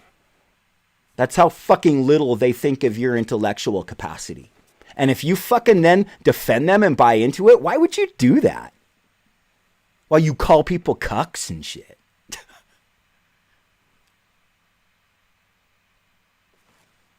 how little they fucking think of you right-wingers, man. And John Earl Sullivan was arrested. He is an Antifa and BLM activist. No, this guy, the Antifa BLM activist. Check it out, man. Check it out. Let me tell you this right now. Let me tell you this right fucking now. If you're a leftist right now, and you're in support of BLM, or you get involved in fucking anti-fascist actions and carrying the banner of Antifa, and you get involved with some type of fucking act like that at the Capitol with a bunch of fascists, fuck you. Fuck you. Disassociated, disowned, get the fuck out. You are not a leftist. If you're a member of the P4P fam, you know how much I love you, fam. You know how much I fucking adore every one of you. If you go get involved in some shit like that, we're done. We're done. Have a good life. Late. Off the fucking work slack. Straight up. So I don't give a fuck what he's going to say about this person. This is one person that had loose associations.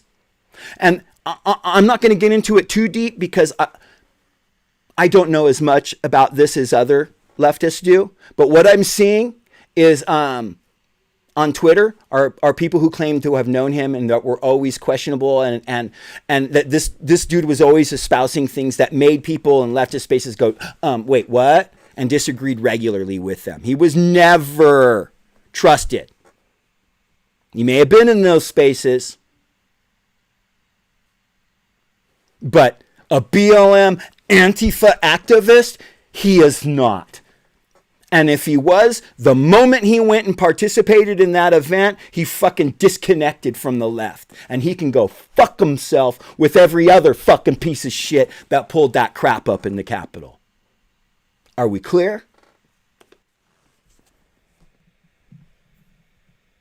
CNN.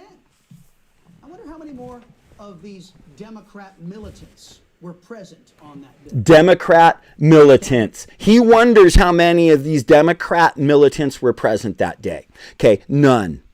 One, there's no such thing as a Democrat militant. This does not exist. Liberals, man, even if they do embrace some type of leftist notion now and then, they're totally unreliable when the fucking shit hits the street. Wishy-washy fucking latte motherfuckers ain't militant. But this guy wonders how many there were. None. None. We have seen every single fucking face at that thing, and they're all right-wingers. The leadership of that, the people that were directing people from place to place within the building, were all live streaming, well-known fucking right-wingers. Even if this motherfucker participated in it, which it looks like he did, it was a fucking straight-up act of anti-leftist fucking behavior. Militant Democrat. Give me a fucking break, yo. Harridge of CBS News, one of the few remaining journalists left in America, reported that the timeline for the riot didn't exactly match up with Liz Cheney and Nancy Pelosi's impeachment narrative. Turns out pipe bombs were placed at the DNC and RNC, and the breach of the Capitol was well underway long before President Trump finished his speech. Harridge's reporting is buttressed by... Oh, yeah? I mean, where's your proof of that? It's not... Where's your proof of that, man? I watched that shit live as it went down with us at the P4P fam. We were watching at least a half a dozen different fucking streams. And it went the way it's fucking projected by these piece of shit fucking bougie liberal pro-capitalist motherfuckers Nancy Pelosi and her people. Rally, speeches, marched on the Capitol, fucking attacked the Capitol building. And went straight up like that. Any of you that were watching it today, you fucking know it. And if you still listen to this motherfucker, then you know he's lying to you while you watch it, and you know she thinks you're stupid enough to fucking believe it. The FBI finally admitting that they had intelligence that says the Capitol Hill riot was pre-planned. Fucking A, it was. Question: how can President Trump be responsible for inciting the riot at the Capitol when it looks like it was pre-planned and that the attack was underway long before President Trump? Okay, it wasn't underway long before President Trump anything. But it's very simple, man. He talked to the people that fucking made this possible. Are you fucking kidding me right now? Like, how simple is that? That's why he had to make up the lie about the fucking timeline thing. To cast doubt on whether Trump could have actually been involved in the fucking planning process. Of course he was. Of course he was. Are you fucking kidding me? None of you right-wingers even think he wasn't. You know he was. You ain't gonna admit it online spaces because you don't ever want a fucking leftist to be right.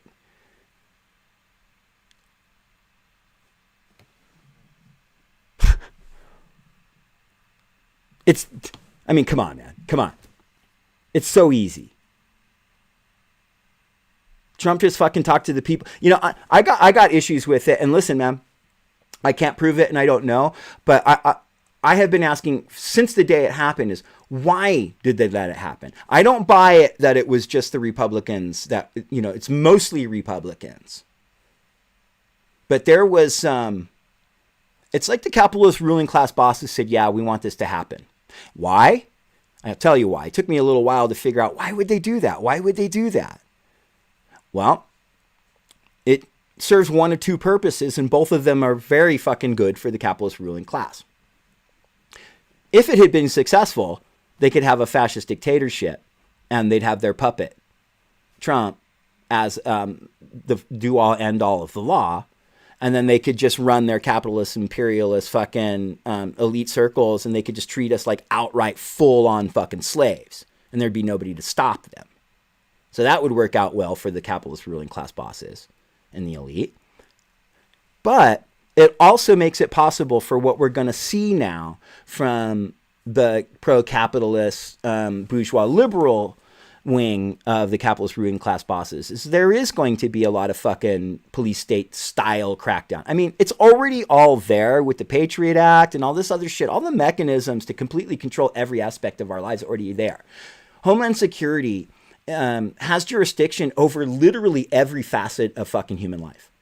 Our food, our transportation networks, our information networks, the ports, our highways,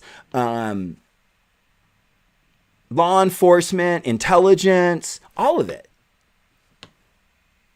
But what the liberals are going to be able to do successfully is what they did under Clinton, right?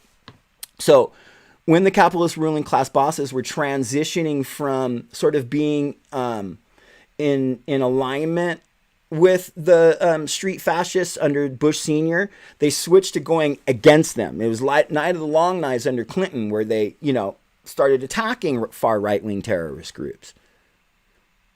It's always this back and forth. But what it does is it keeps that base of fucking unhinged, brainwashed, stochastic terrorist white-wingers hating imaginary, amorphous boogeymen. Marxism, the satanic BLMs, or whatever the fuck it is, right? It keeps them hooked. For almost 20 years, they've been talking about they're going to take my guns. Now that Biden's coming in, I'm already seeing these militia guys. We know they're going to take the guns. They knew that Obama was going to come into office and take their guns, even though he never did. You got to understand, the capitalist ruling class bosses don't care about a bunch of white people having guns, man. They're not afraid of it. They let those motherfuckers in the Capitol. If they wanted to, here's the thing, man. You hear BLM people on leftists talking about if we tried that shit, they'd have mowed us down. They'd have shot every last one of us. That's why no one on the left, we take it as for granted. It's a foregone conclusion, and every leftist that's even spent 3 minutes in leftist spaces knows that if we ever advocated or tried some type of fucking like violent coup, especially right now with the no numbers that we have, they would just mow us down. They would just murder us. I mean, they broke into Fred Hampton's house and just murdered him in his sleep.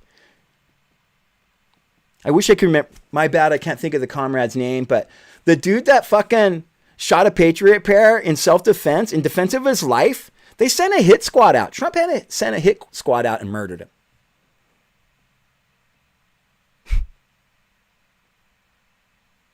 We know that if we tried that, they'd shoot us all. They'd shoot us all dead. And we don't have enough guns to take on their aircraft carriers and their fucking jets and shit, man.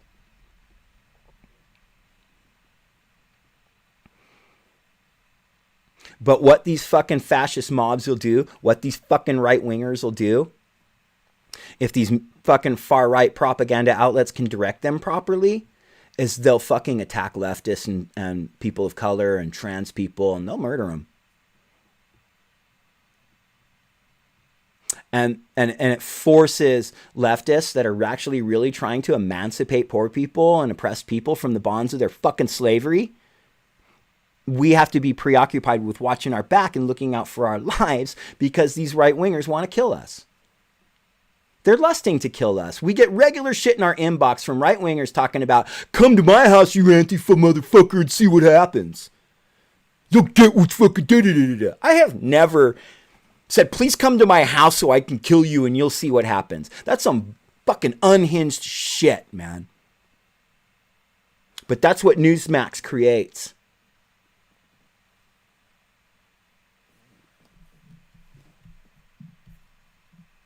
Finished speaking. Perhaps that's why Nancy Pelosi didn't include specific language used by the president that supposedly spurred the riot, because he said nothing that caused that riot.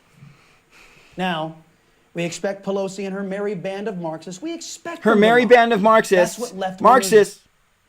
Pelosi and her merry band of Marxists. And make this really fucking clear, I fucking hate Pelosi. I'm not actually a Marxist. I'm an anarchist. But I block up with Marxists, and I've studied a lot of Marx. But I'm not a Marxist. But every fucking communist and anarchist and Marxist and socialist that I know fucking despises Nancy Pelosi. And every Marxist is all about, fundamentally, day one, their whole thing is about, we have to end capitalism. That is not Nancy Pelosi.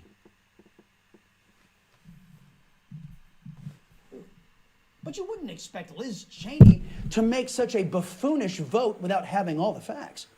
Although I gotta say, whenever I think buffoon these days, Adam Kissinger's name leaps right to the top of my head. Does it? To the top of your head? Should have waited until they had all the facts before lodging their vote of vengeance against President Trump. I don't know. Silly me. But Adam, Liz, and Fred, well, they couldn't wait to throw in with the socialists. Throw in with the socialists. They couldn't wait. So the first step is impeach and remove, which is also about ensuring that he cannot be, so that he is barred from running for public office again. The second is to expel. To expel those members who have aided and abetted and been complicit in the cruelty, the corruption, and the criminality of this administration, who perpetuated the big lie. Did you guys catch that? I did. Presley wants to tie every Republican to the false narrative it's looking like of the Capitol attack. That's not at all what she said. She did not say anything about every Republican. She talked about anyone that was involved in spreading the lies that Trump did to these people that resulted in this fucking attack on the Capitol.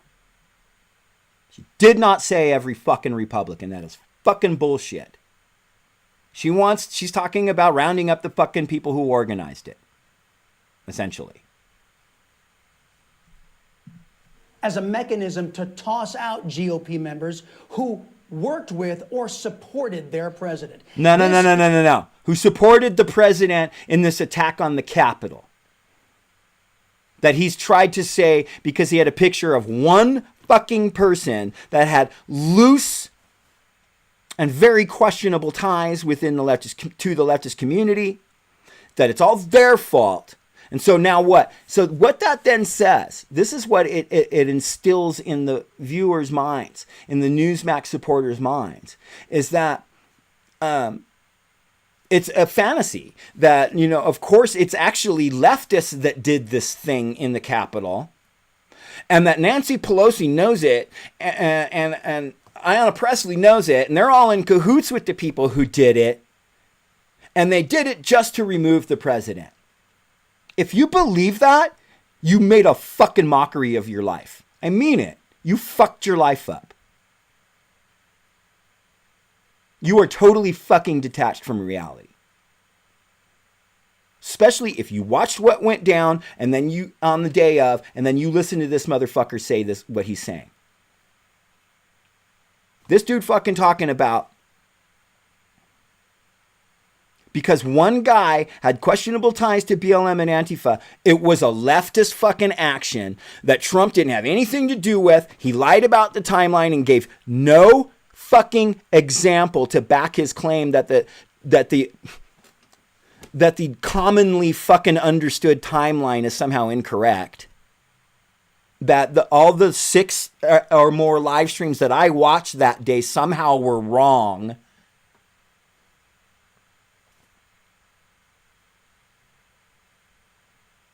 And that Trump couldn't have had anything to do with it because one guy, and now this guy, because Antifa and Nancy Pelosi are somehow all socialists in the same thing, even though Nancy Pelosi is a goddamn fucking bourgeois capitalist that every fucking anti-capitalist leftist can't fucking stand. But we're all in cahoots together to frame the president. Is, right. Of course, criminalizing being a Republican. No, it is not criminalizing being a Republican. It's people who did this criminal thing. Now, look, I'm not advocating to round them up and arrest them because I don't advocate for fucking police state fucking arresting people. I don't recognize the authority of fucking the American fucking police force, man, and its prison system. It has the ability to lock me up. Don't get me wrong. I get it. I'm not stupid. But it's an unjust and unfucking self-justified fucking authority. But no one is advocating for that mechanism of fucking violence to come down on every single fucking voting Republican out there. Ain't nobody who sat at home on the couch and watched this shit go down in the Capitol being targeted for anything at all whatsoever. Just the people who organized it. And anyone that was paying attention at all understands that President Trump wanted this to happen and encouraged it for fucking days and days leading up. And then what? Coincidentally, he's still the president. Look, when the National Guard, when everyone was calling for the National Guard to suppress the attack, Trump refused. And I ain't going to fucking kiss Pence's ass for sending in the National Guard because fuck sending in the National Guard and fuck Pence. But Trump not calling in the National Guard is totally indicative of someone who planned this and wanted this to happen. It's fluid. Cheney and Adam Kissinger and Fred Upton, well, they couldn't wait to turn over power to these lying totalitarians. Don't worry, Liz. I'm sure you're going to survive the first purge after all. The first purge. The Democrats and CNN, they love your kind of Republican. Lastly, you see that purity test? You see that purity test, fam? You see that? You're kind of Republican. If you don't fully, 100% fall lockstep in line with what I think, you ain't part of the team. That is some Nazi-ass fucking fascist shit right there. Deep. Rest of the American people. You're watching an attempt by the socialists to impeach and remove President Trump based on his inciting violence that it's turning out he didn't incite. Based on what? Again, This motherfucker provided no source or nothing to call into question the timeline we all understood and watched unfold the day of. Nothing. Consider this. Some of the success that we've been able to achieve around criminal justice reform would not have happened in recent years were it not for Black Lives Matter. And the intensity and the brilliance of that movement that forced at least that there would be some counterforce to the status quo, which is so reluctant for change, if not hostile to change. They're not going to stop. They're not going to stop. And this is a movement, I'm telling you. They're not going to stop. And everyone beware, because they're not going to stop. They're not going to stop before Election Day in November, and they're not going to stop after Election Day. Do you see what he did? Everyone should take note of that on both levels, that they're not going to let up, and they should not. Okay, hold on. Before he fucking gets into it, what he did right there, I could be wrong. I haven't seen this, but I'm going to let it play in a second. That was Kamala Harris saying that Black Lives Matter has made a difference and whatnot. And then it clips. You saw that fucking shitty edit. And then she's saying they're not going to let up. They did this, they did that, and the Capitol, and blah, blah, blah, blah. I didn't watch that Stephen Colbert episode, but I'm going to venture to say that what she was doing there was calling out the right-wing, Trump-supporting, fascist fucking dollar store coup attempt in the Capitol. But he's going to act like she thinks Black Lives Matter is the one that attacked it, and that she's encouraging Black Lives Matter to somehow keep doing it. Watch. That's what he's going to say. All right, let's see if I'm right or wrong. That was Kamala Harris, Biden's pick for VP. As Antifa terrorists and BLM thugs were burning, looting, beating, and killing their way through America's streets, there was Harris, Senator Harris, cheering them on and saying the violence should continue. But there was nobody proposing treating Harris in the same manner that Trump is being treated. Nobody is advocating that Pelosi... See? What a fucking lying scumbag. First of all, anti-fascists have killed no one. Anti-fascists in Spain, like during the Civil War, and anti-fascists in World War II did kill a bunch of fucking fascists and shit. But 21st century anti-fascists have killed no one except what I know of, one person in self-defense. That's it. One. In self-defense. Straight up. But this guy says they're going through the streets murdering people. And that Kamala Harris, and he calls her Camilla. He knows that's not her name. You know he knows it's not Camilla. What a petty, gross, sexist, fucking racist, purposeful mispronunciation of her name. I don't support Kamala Harris. She's a cop. She's a pro-capitalist. She's a centrist liberal. I don't support her. But what he did to her right now was he lied on her big time. Total shit fucking edit job there, yo. That was her saying that BLM has made some type of change in the world for the better.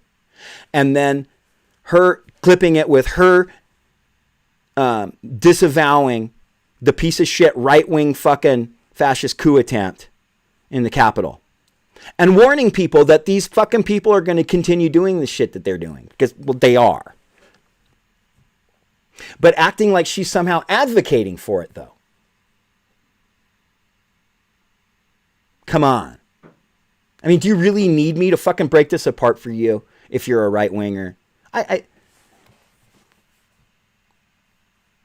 You saw that fucking jump in the edit. Presley or Maxine Waters or any other Democrat socialist who actually did cheer on the violence that dominated 2020. The same unfair way President Trump is being treated. Okay, for starters, ain't nobody in the fucking Democratic Party or the bourgeois liberal establishment cheered on what was going on in the streets. They were constantly fucking placating right-wing narratives. Constantly heard things like, well, I don't support the right wings, but I also don't support the Antifa violence.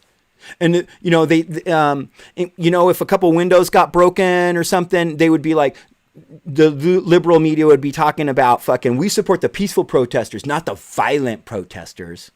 When again, I have to be abundantly fucking clear, property damage is not violence, it's property damage. BLM activists and anti-fascists have not physically attacked anyone in the streets. Never. I've been in the streets so many fucking times and talked a lot of shit to cops when we were. But I have never seen an anti-fascist put their hands on a cop. Oh my God, dude, they would break their neck and shoot them 400 fucking times in the face if they tried that. We would never beat on fucking cops. One, we would never try. Two, because we're not fucking violent. Two, they would never let us. We would never get away with it the way the right-wingers brutally fucking attack those people, swinging and hitting them with fucking flags and shit. You do not see the video of that from anti-fascists and from fucking pro-BLM people, man. You do not see that. You see video of people peacefully marching, cops then shooting them with tear gas and rubber bullets, declaring it a riot, and then fucking every goddamn liberal media outlet and right-wing outlet frames it as fucking riots and violent Antifa and shit. No fucking liberal media outlet was celebrating anti-fascists. Some of them kind of got on board a little bit with BLM. As long as it was BLM, they could tell how to do shit and could fucking, express to them how to properly express their trauma.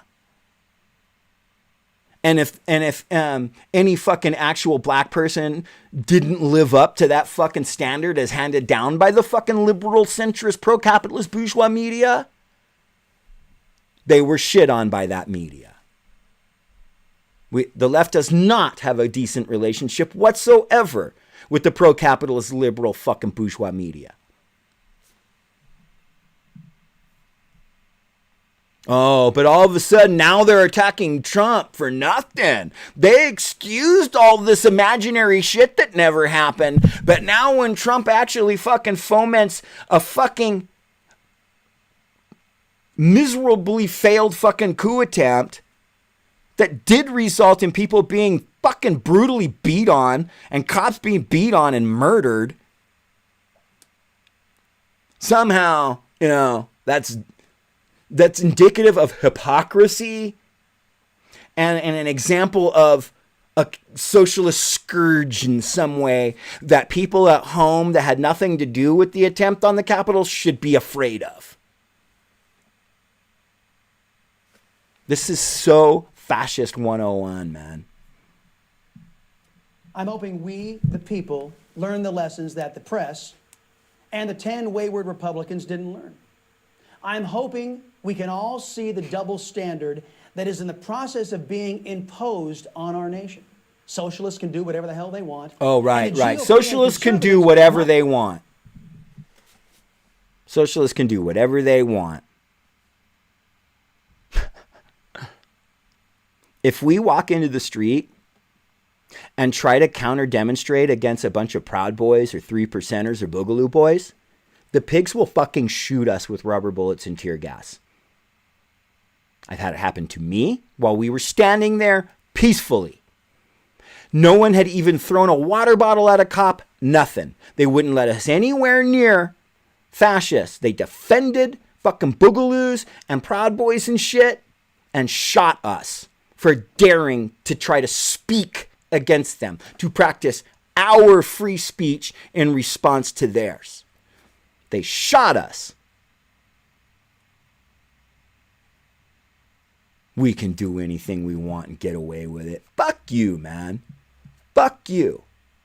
If anyone can do whatever they want and get away with it, it's the people that fucking murdered those people and have pieces of shit like you come and act like it was somebody else who did it. And I'll say this, man, some of those people are going to do time, but so did Hitler, man. Hitler did time after his first failed coup attempt, and guess what? He had time to write a fucking book and rethink his tactics. He didn't fuck up the next time around. Is history prologue? I don't fucking know, man. Usually it is. Just saying. Be prosecuted, silenced, and penalized based on completely fabricated charges. The American people should learn this lesson, and they should learn it fast, because the leftists are coming for all of us next. The leftists are coming for all of us. For my wallet, next. I just wanted 3 things. Fam. Have it simple, really easy to access Give me your cards, and a last goddamn fucking break. I mean, it's just too easy, though. It's too easy, right? Like, I think the reason I do this stuff is because maybe not everybody has specific talking points and responses to all this shit. And a lot of leftists have great responses to this stuff. But I just, sometimes, maybe people need to go, I felt like I was crazy. Because it was so blatantly over top, the deep way with which every single word this person said was a lie, that it made me question my own sanity. Was I actually hearing what I heard? Yes, they lie that deeply. And that's always been the methodology of fascist propaganda. But I said I wanted to hear this next song from The Clash.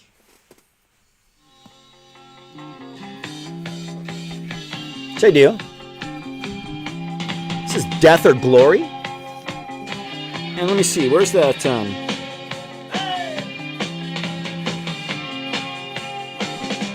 Put this up here.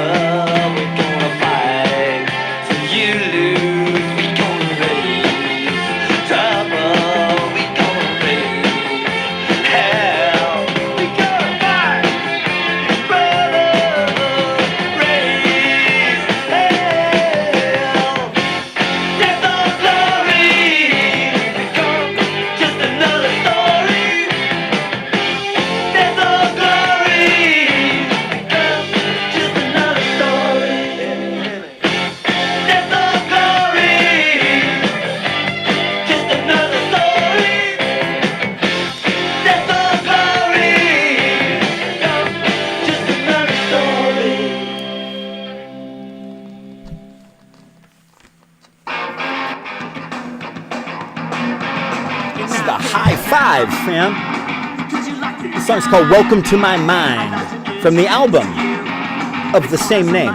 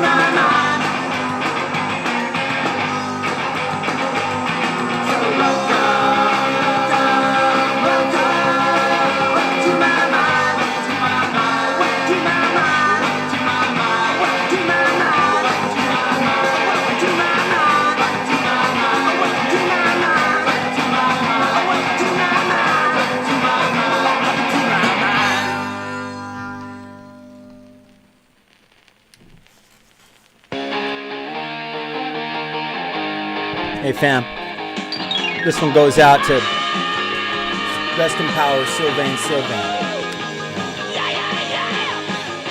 I just found out today.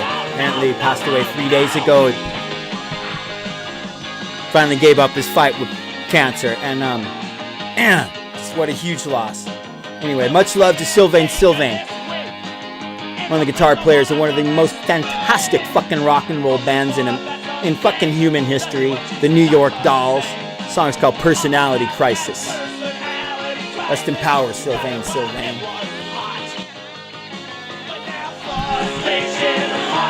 What you got?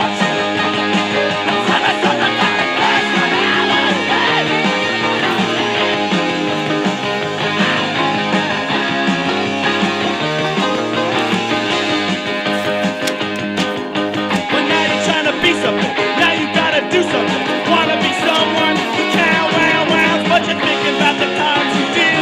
They took every ounce. When it sure got to be a shame. When you start to scream and shout, you got to contradict all those times. You butterfly about, you was butterfly. Got a personality crisis. You got it while it was hot. It's always what you know it's frustration. Honey, what you got? I'm trying to talk about personality.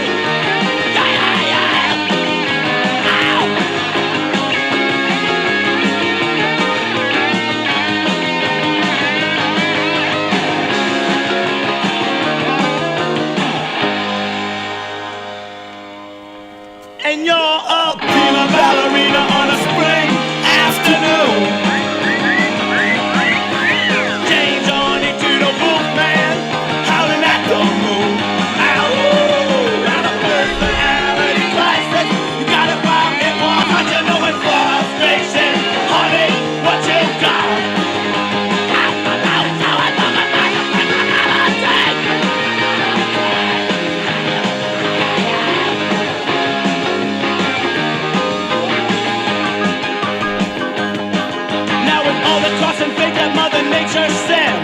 Your mirror's getting jammed up with all your friends.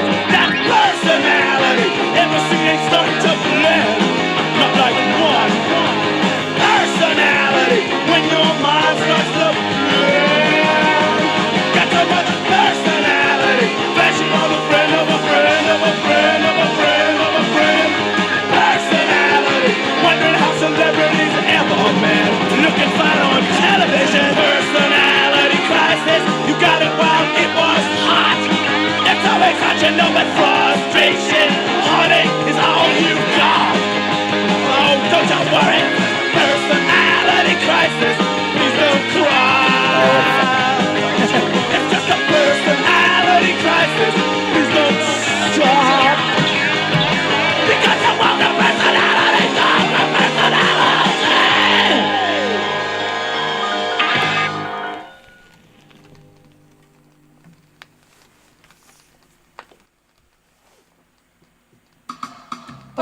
This is the Blasters, fam.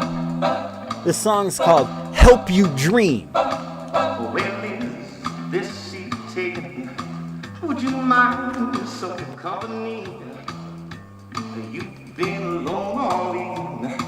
Would you like to talk with me? Do I come here often? You might say that I do. It's someone waiting.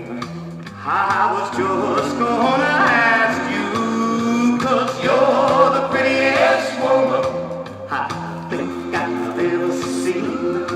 And tonight, if you let me, I'd like to help you dream. Well, you've got the nicest brown eyes and a little girl smile. You should have been in the movies. You say you haven't heard that in a while. You sound just like Dolly singing on the radio. Do you know someplace quiet where both of us could go? 'Cause you're the prettiest woman I think I've ever seen. And tonight, if you let me, I'd like to help you.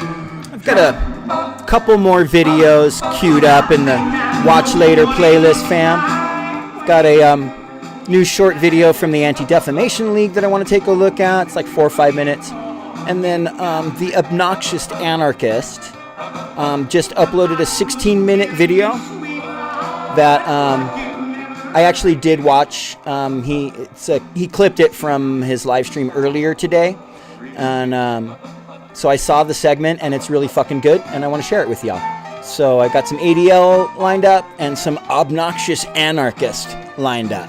I'm going to play some more music, though, first, but just letting you know I got some things lined up for this last half hour, fam. Okay.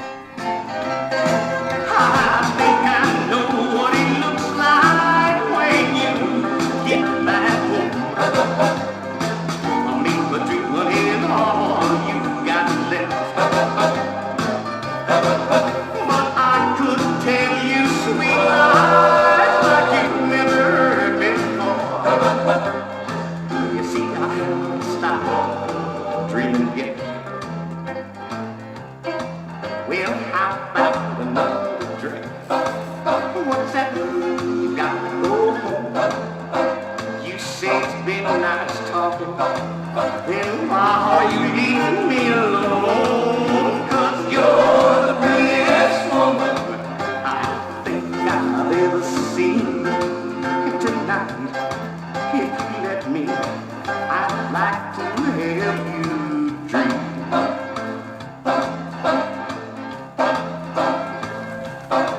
Well, do I come here often? You might say that I do.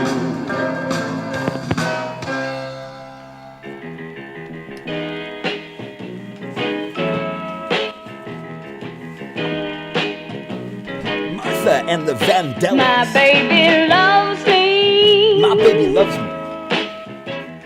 Oh yeah. My baby needs me. Oh yeah.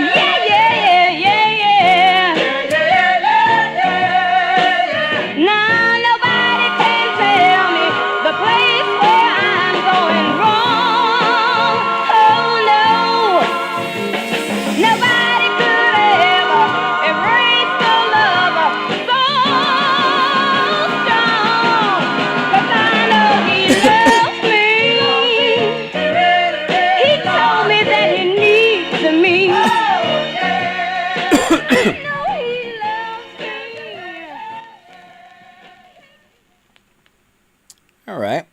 It's got a thing that's saying that YouTube is not receiving enough video to maintain smooth streaming, but we'll see if it fixes that. So I have this video queued up. It's from the Anti-Defamation League. It literally just posted. Excuse me. It's called What We Know About the People Who Stormed the Capitol with ADL CEO Jonathan Greenblatt on PBS. For those who have long studied extremism, the disparate biographies indicate an ominous turn in America. What's so frightening about what happened last week is, I would say, it represents the normalization of extremism. For more than 100 years, the Anti-Defamation League has been fighting against hate and anti-Semitism. Jonathan Greenblatt is the CEO. It's not great when hate is a growth business, but over the last, 5 years, the climate in this country has changed dramatically. I think the Trump presidency will be bookended, remembered by historians, starting with Charlottesville and ending with Capitol Hill. In Charlottesville, you had a hardcore group of about 150, 200 white supremacists who converged on that college town from all over the country. Flash forward to Capitol Hill, and you indeed, again, had a who's who of right-wing extremists. And yet, when those militants staged their attack on the Capitol, they burst first through the doors, but they were followed by thousands of people, teachers and firefighters and police officers and ordinary people. Greenblatt argues the way these people followed the militants has unsettling historical analogies. What we have here is new to the U.S., but certainly not that novel. This is how we've seen Islamist extremist movements develop, for example, in the Middle East. Al-Qaeda and ISIS are hardcore terror organizations, but they rely on the radicalization of ordinary people to recruit and swell their ranks. This was a watershed moment for the white supremacy movement in the United States. You hear that, fam? It's directly associating it with ISIS.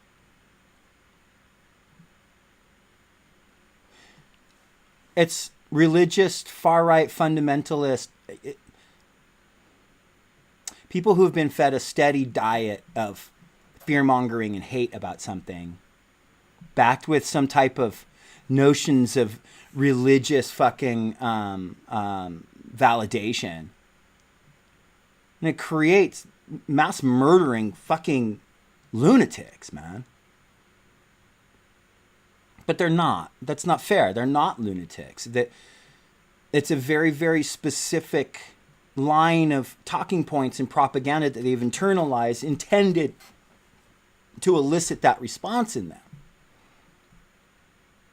But the things that they do, the violence that they wreak,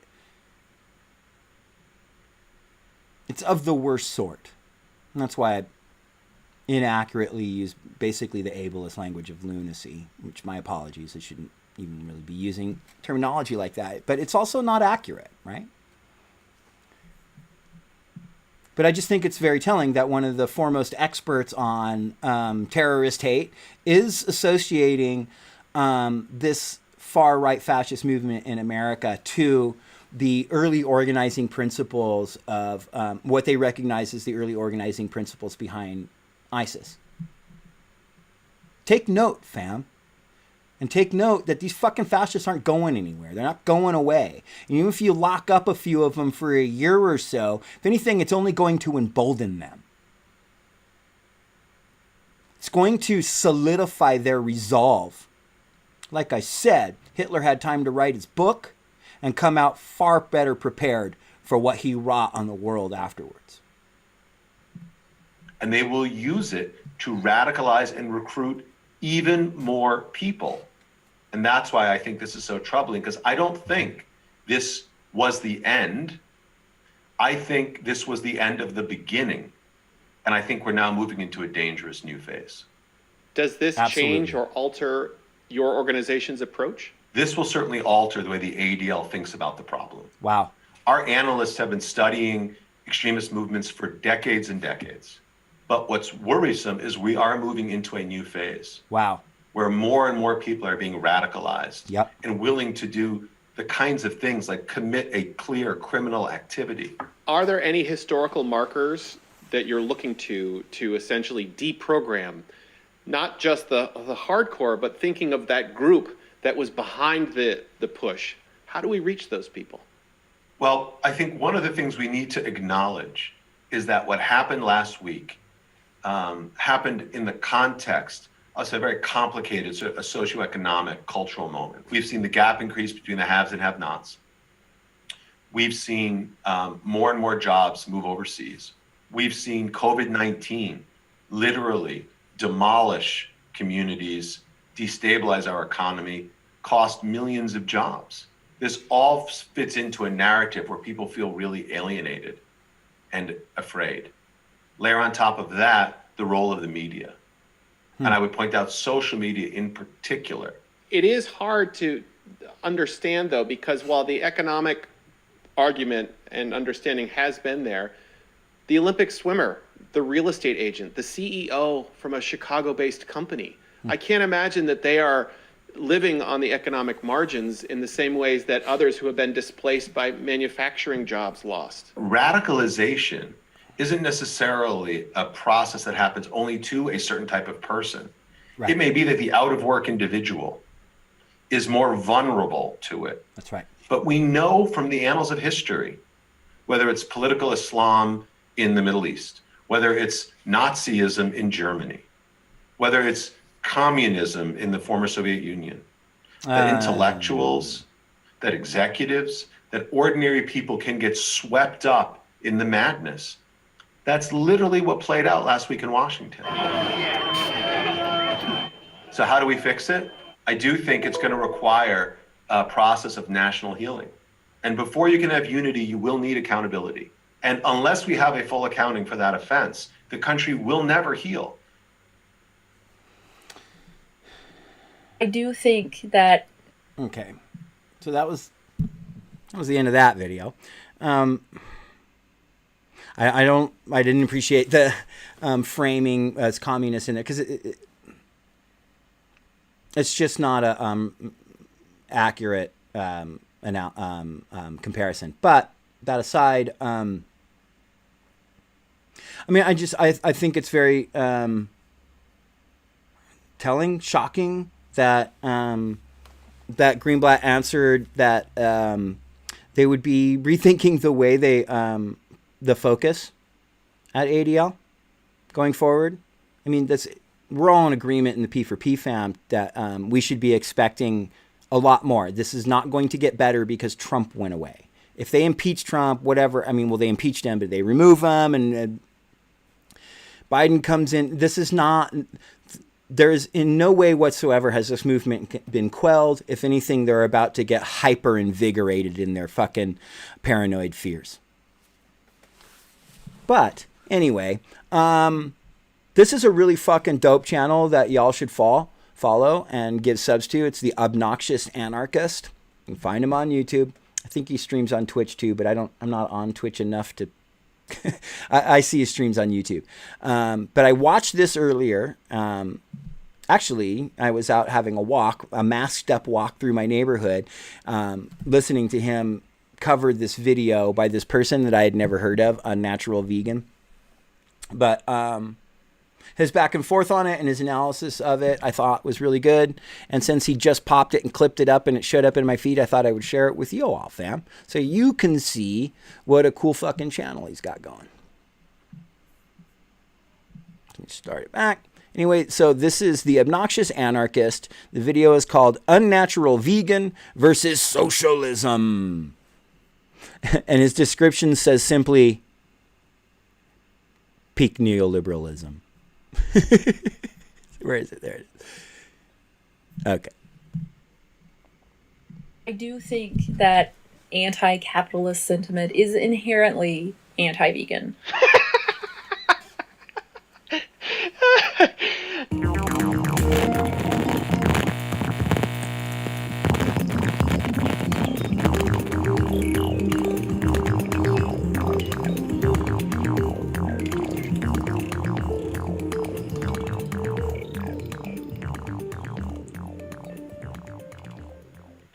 All right, so has anybody heard about this one?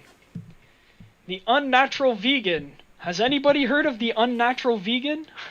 Now, I don't usually talk about veganism on this channel. I try to keep it about socialism, anarchism, communism, and shit like that. But for me, veganism is deeply embedded into A, social justice within the society, and B, I see communism as a way of decommodifying animals as well as animalized humans, right? So veganism is something that's very important to me. Hey, So yeah, Ariel. I do like to keep an eye He on actually, vegan YouTubers and shit like that. First, welcome, Ariel. But he also shouts out Mexi in this video. So there you go. And he's also from Canada. He's from Montreal, Quebec. But look at this. Hey guys, so I just want. This video is called "I'm a Capitalist Pig?" ? It frustrates me when I hear shit fucking takes like this. If any of you subscribe to the Unnatural Vegan, please unsubscribe. It's not the first reactionary take I've heard from her, and like I don't follow most of her shit. And if we look down, you can say like, okay, let's look. Terrible vegan turkey we ate at Christmas, or the best vegan news of 2020. So like a lot of it seems very like neutral and shit like that. But then you have every once in a while a video like this. Anti-capitalism is anti-vegan. Now I did watch the whole video. I'm not gonna watch it over here, but like I did want to watch a little bit. Oh yeah, if you want to fucking follow a vegan leftist YouTuber, follow Mexi. And you can even check out some of my shit actually. Anyways, we'll watch a little bit of this. Hopefully I don't get a fucking copyright strike. We're not gonna watch too much anyway. I do think that anti-capitalist sentiment is inherently anti-vegan. Anti-capitalist sentiment is inherently anti-vegan. That's the argument. Let's go. Yeah, Noel, it is bombarded in dislikes. I'm happy because this is one of the most shit takes I've ever seen. Anti-capitalism, in terms of veganism, anti-capitalism seeks to decommodify animals. We don't want to use them as products anymore. That is the crux of veganism, you know what I mean? And not every leftist is vegan. There's nothing inside of the definition of socialism that says you need to be vegan. Socialism is an economic system, while veganism is a stance that says we want to stop using animals as far as is practicable and possible, so that will change from place to place. So I do understand socialism and veganism, yes, they are technically two very different things, but when we're talking about the overarching social justice structures that should be influencing our socialist politic, and yeah, there's more to politics than just the economy. Yeah. I just want to say real quick, Ariel, one of the things, he's great. Like, he's really good at taking critique, and he's very fair. I've only been following him for a short time. I've watched, I don't know, maybe 4 or 5 of his streams, and I've seen him take criticism really well and like very comfortably, and so he's open to learning more and stuff. I've just been really impressed. That's why I was really stoked to be able to share this with y'all. So he's obnoxious anarchist. From everything I've seen, well worth a sub. Eat my fucking rice with a wrench. Don't worry about it. So yeah, so funny. like this really fucking frustrated the shit out of me. And like I said, I only want to play like a small And I was portion. asked if I considered myself neoliberal, and I said, yeah, I would consider myself neoliberal. Ew. So yeah, I don't know who calls themselves neoliberal as if Right. it's like a good thing or some shit, but let's continue.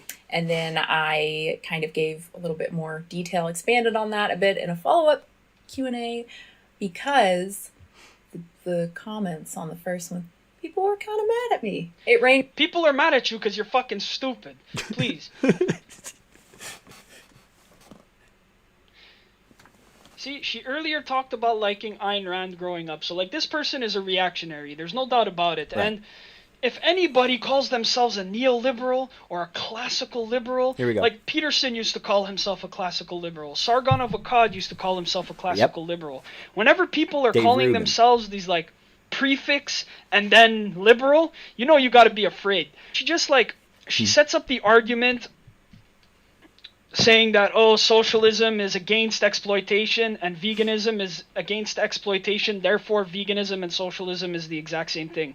Now, I'm not going to engage with that argument because nobody makes that argument. So yeah, let's just continue a little bit From here. people confusing neoliberalism and libertarianism, they're not the same thing, to kind of like you're dead to me type.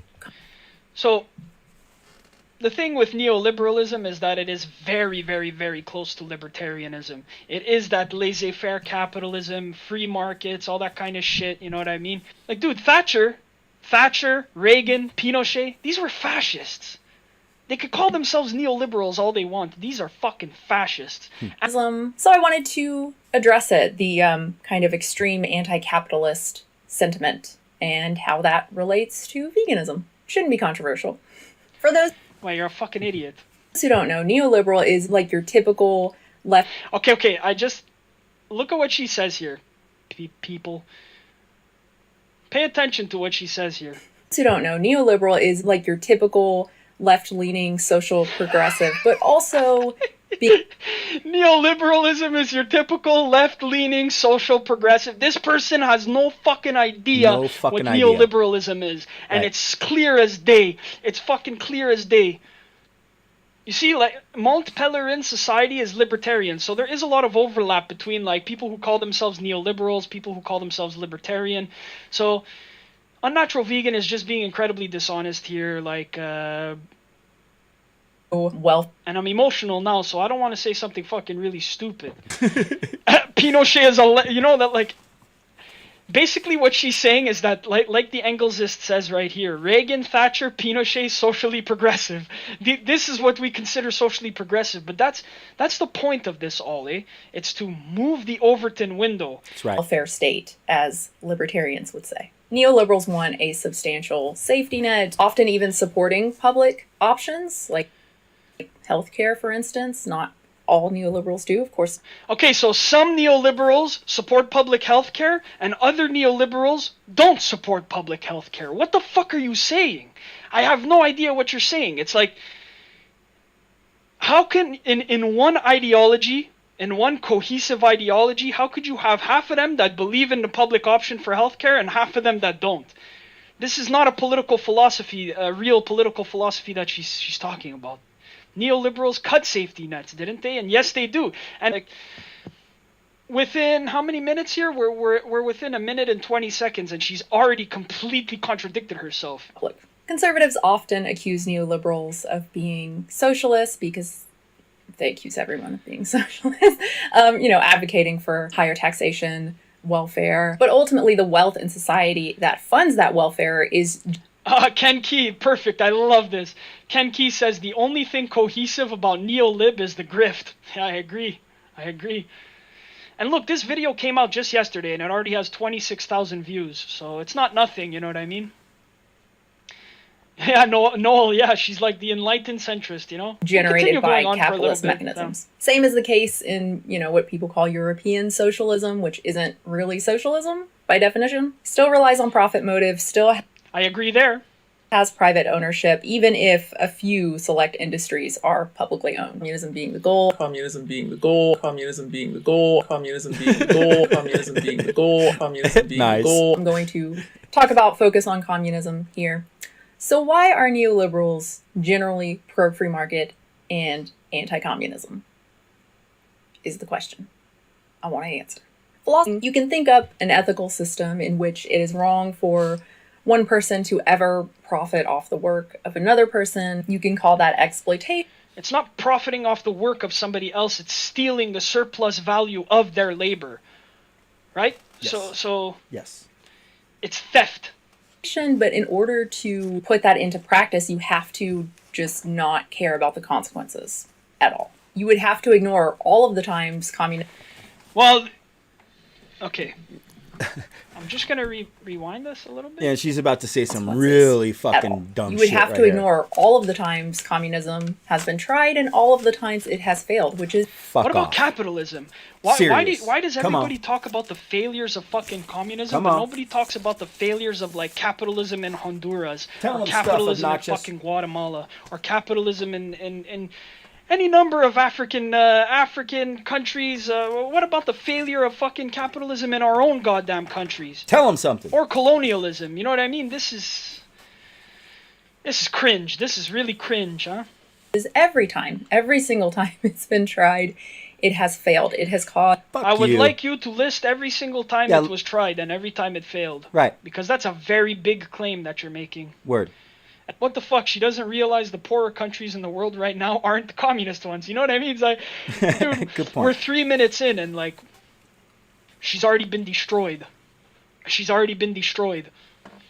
She lost us at neoliberal. Holy shit. It's Immeasurable suffering. okay, and now we death. gotta see this. Immeasurable suffering and death. I care about consequences in terms of. Okay, here's another thing that I don't give a shit about this fucking consequentialist bullshit because, you know, you could talk about philosophy and you could talk about hypothetical situations and how, oh, in this hypothetical situation, I would take the way of less harm. If we fought for socialism and we established, you know, a socialist society, of course, not just an economically socialist society, but a truly socialist society that has emphasis on social justice. Because you don't just want to socialize the economy. You don't just want to break that class hierarchy. We want to break other hierarchies too. We want to bring everything down together. And yes, that includes the hierarchy between human and fucking animal. They are lives. Everyone who dies from COVID should be added to the capitalism death list, in my opinion. I agree, Noel. If she's a consequentialist, why isn't she a communist? You know, that's what I say. So, like, who's to blame if we wanna set up a socialist, or as has been shown in history, especially with Cuba, people who wanna, you know, countries who wanna set up socialist economy. What about the fucking United States who puts embargoes, who literally goes to war? Is that counted in the harm? That if that is counted in the harm, then that's going to be on the capitalist side. That's right. Unnatural vegan. Suffering. Most people care more about having a job, helping their family, than they do some abstract principle that says it's wrong for their bosses to make a profit off of their labor. Okay, we're not saying that it's wrong for the bosses to make a profit off of their labor. We're saying that it's wrong and it's collectively exploitative when bosses steal the surplus value of your labor while you can barely make ends meet. That's violence. Fucking if you A. cared at all about harm, you'd be talking about these fucking kinds of things. That's but right. no.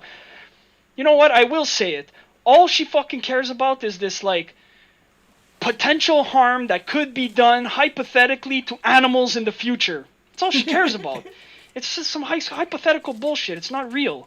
And I care more about what people want than I do deciding what people want for them.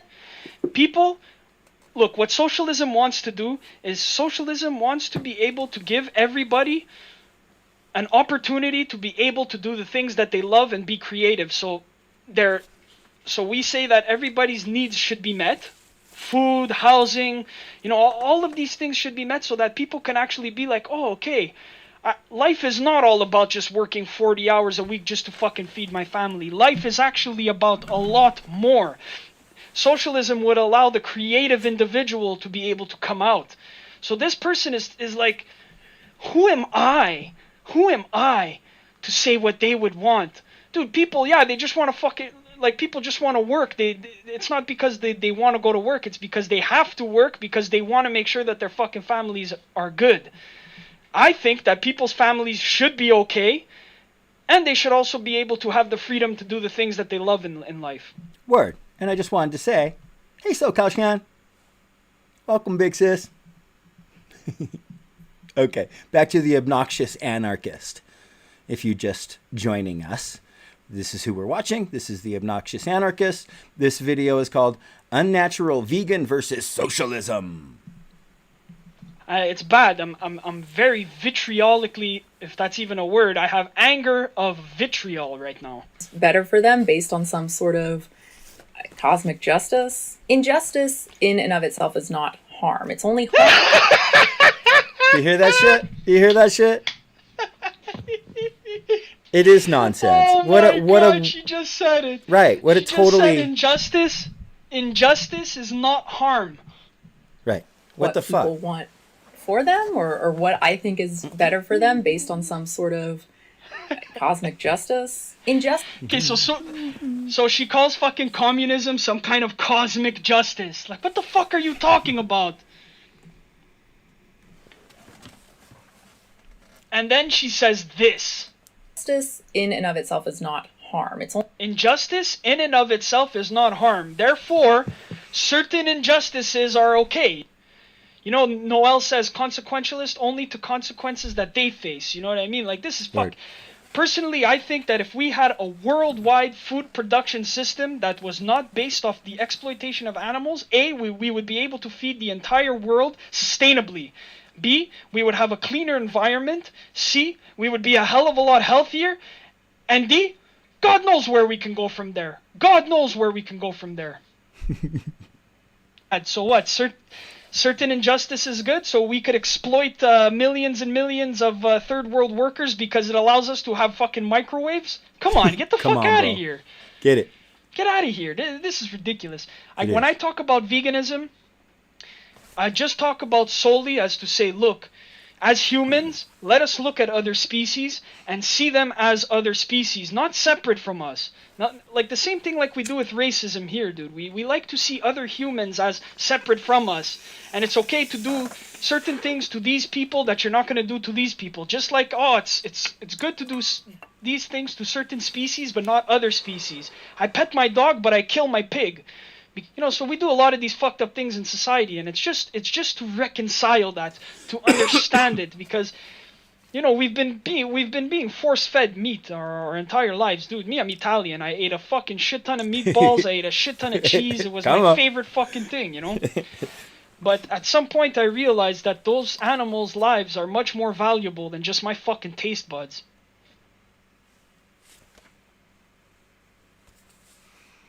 And that's the end of his video. So there it is, fam. That's, no, I don't want you to, what are you doing? Stop. I do.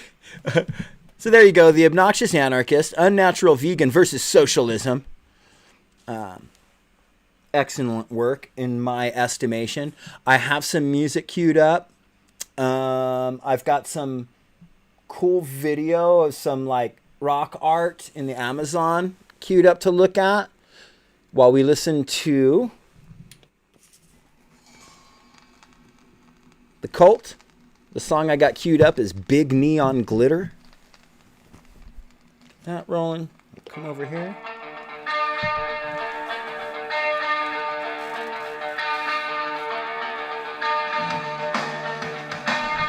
This is almost kind of in keeping with the video you were watching, or the documentary you were watching, SoCal Shan.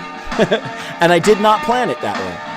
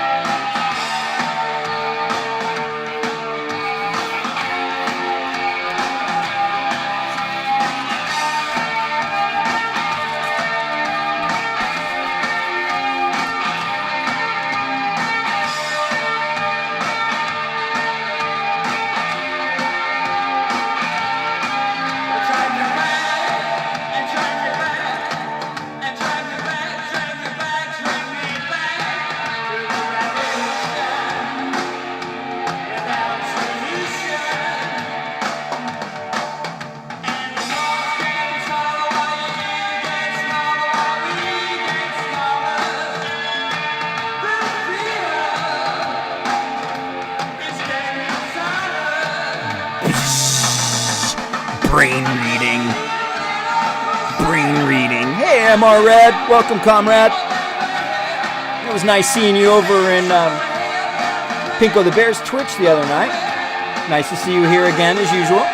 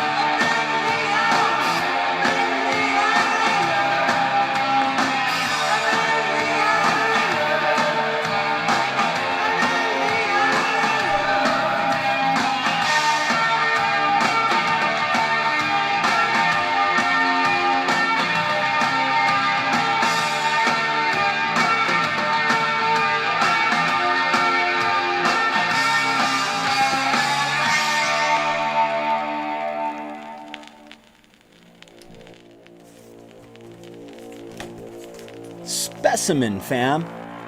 The album's called Catastrophe. The song's called Returning from a Journey. This is from Sire Records, 1983. This is one of my favorite fucking records. Voices creaking, smooth and velvet, drenched in dreams and walk around. Catch my breath, crush my senses, feed desire and surrender.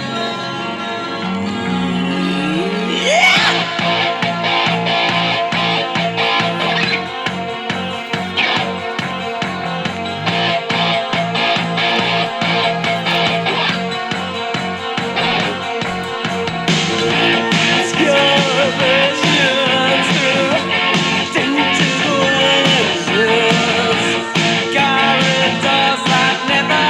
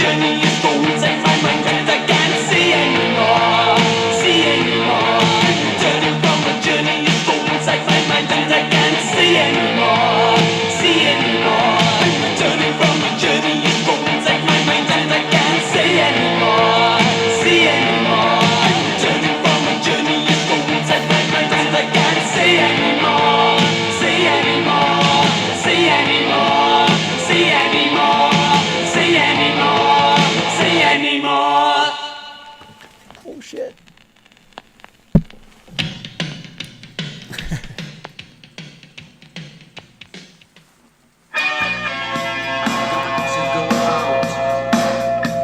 Gene Loves Jezebel, Suspicion, 12-inch remix.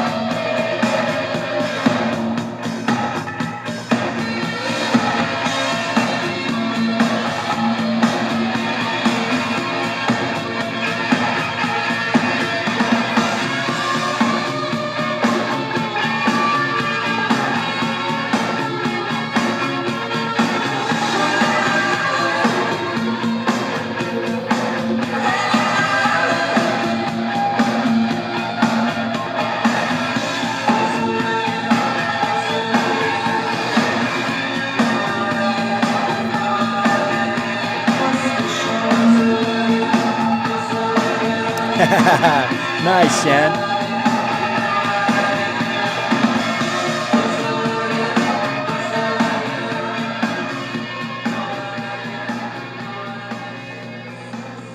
All right, over here I got something queued up. Whoops. So as you can see, it's from Global News. The video is called "Trump Supporters, Some Armed, Gather Outside U.S. State Capitol Buildings." As you can see, it's 3.5 minutes. And then what I have queued up after it is News to Share. Just put up, I don't know, 15-minute video about with the fucking boogs over in Ohio. So I haven't, these are both brand new videos, but let's check this one out first, fam. I was also going to say, Shan, if you look up earlier, there's not a whole lot of comments in the live chat, but if you look up at my conversation with Comrade from Stand Up and Fight Back and see that I have our talk about inviting him into our work Slack. And so that's going to happen. Just thought you might appreciate hearing that. And so, yeah, but let's check out this here video from Global News. Trump supporters, some armed, gather outside U.S. state capitol buildings.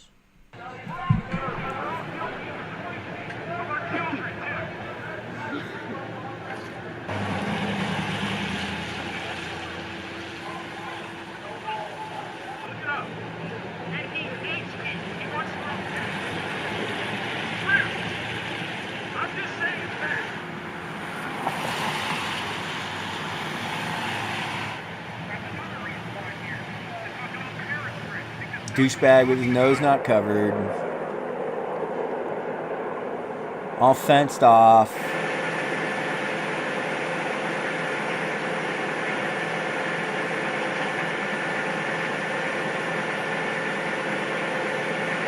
Because I want to show them that I'm out here to show support.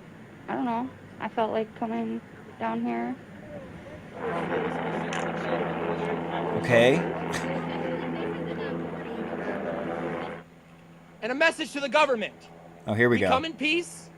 We do not intend to commit violence, but I am pleading with you, with tears in my eyes and cracks in my voice. If you continue to oppress the American people, they will remain rational no longer. Okay, so he's got guns. He's literally not got tears in his eyes, and there's literally no cracks in his voice.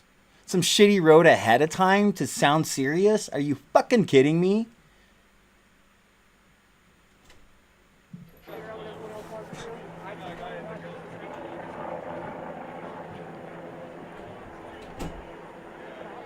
And we wanted to make sure that this protest remained a nonviolent protest. After seeing the events at the Capitol of our nation last week and the storming of the Capitol and the attack on democracy, and after hearing intel and rumors and chatter about possible mischief or violence, we certainly were intending to hope for the best but prepare for the worst. And I'm happy to report that as of 3 p.m. right now, we have had no incidents of violence. We have had protesters at the Capitol, and we've had protesters, and it has all stayed peaceful. Everything has been calm. And note, they don't have any video of any leftists talking about how they're gonna, not take it anymore if shit cracks off, or whatever the fuck that douche said. With not tears in his eyes and no cracks in his voice, while he holds a fucking gun as a threat that if you don't do exactly what we want, we're eventually gonna do violence. Like, we're not today, because, I'm pretending to cry and be emotional right now over this thing that I'm fed up with, which really, it's just a thing that I've heard on my TV or from my computer incessantly that has not in any way whatsoever actually affected me personally or directly, but I'm fed up with it to the point where I write things about having tears in my eyes and crackles in my voice. When I'm not going to do violence, but, I got my gun and I'm just letting you know that if you keep doing this thing that my fucking TV or computer keeps telling me is going on without any verifiable proof or whatever, then I'm going to use my gun. That, I'm not violent or anything, and I want to be peaceful and whatever, because that's what I need to say, because, oh shit, I just found out that if you live stream or do a bunch of chats for weeks leading up to a totally fucking ridiculously violent attack on a Capitol building, people will go, hey, you planned it. You're violent. And you talked about doing violence, and then you did violence, and you attacked people, human beings, even if they're fucking pigs that I have no sympathy for. It's still something that happened as a result of their rhetoric. So now he's like, I don't believe in that, except that I got my gun for all the same exact reasons that the people who did that did what they did.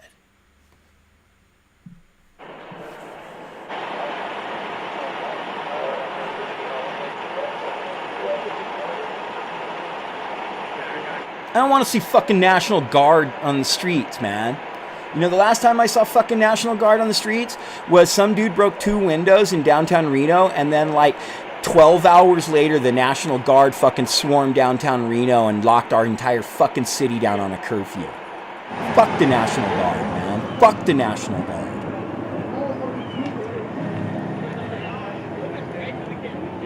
They're gonna use these fucking fascist douchebags as an excuse to normalize fucking shit like we're seeing right now with National Guard in front of every single Capitol building in America.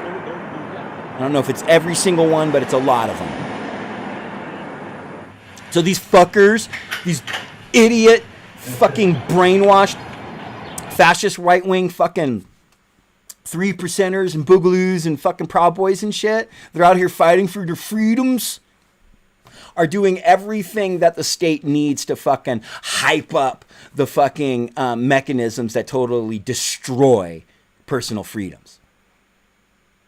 I don't want to see that fucking truck in front of Capitol buildings in my country. And I'm not defending the Capitol buildings and saying that I'm all about these fucking traditional U.S. constitutional fucking houses of state power. Okay, it's not about that. The capitalist ruling class bosses now have a fucking excuse to roll out the fucking military grade Humvees and fucking park them in front of Capitol buildings. They fucking created these fucking right-wing terrorists. They fucking wound them up, filled their head full of a bunch of shit that caused them to come out and do this shit in front of these Capitol buildings and to attack the fucking nation's capital, so that they could roll out the fucking military Humvees and go, we had to. It got out of control. Because of these people that are out here fucking fighting for constitutionals and their freedoms and their speeches and whatnot. Fucking played you fools. Played you fools, man. Now there's fucking military Humvees all over the streets of this fucking country. And we're like, oh, thank you. Liberals out here going, oh, phew. At least they're arresting all these people. Ah, man.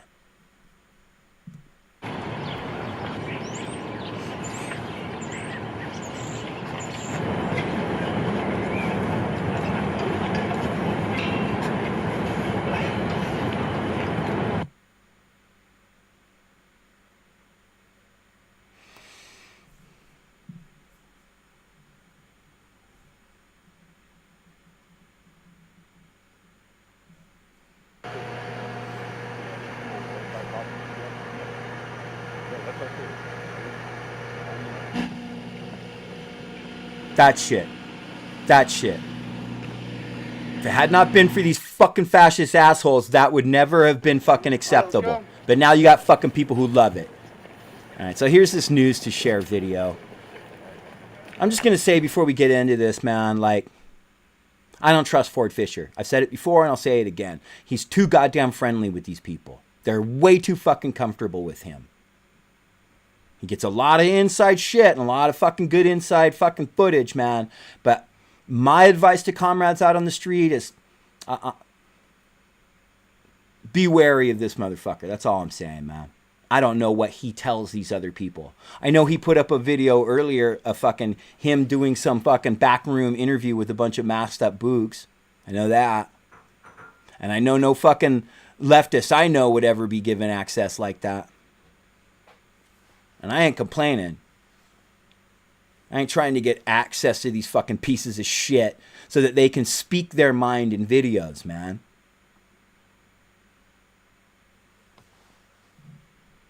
You can fault me for essentially boosting the fucking content of questionable fucking outlet.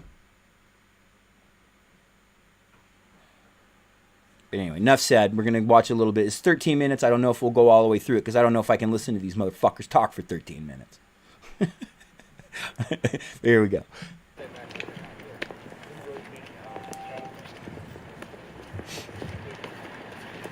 Today we're speaking a message on unity and equal individual rights for everybody. Unity and equal individual rights for everybody.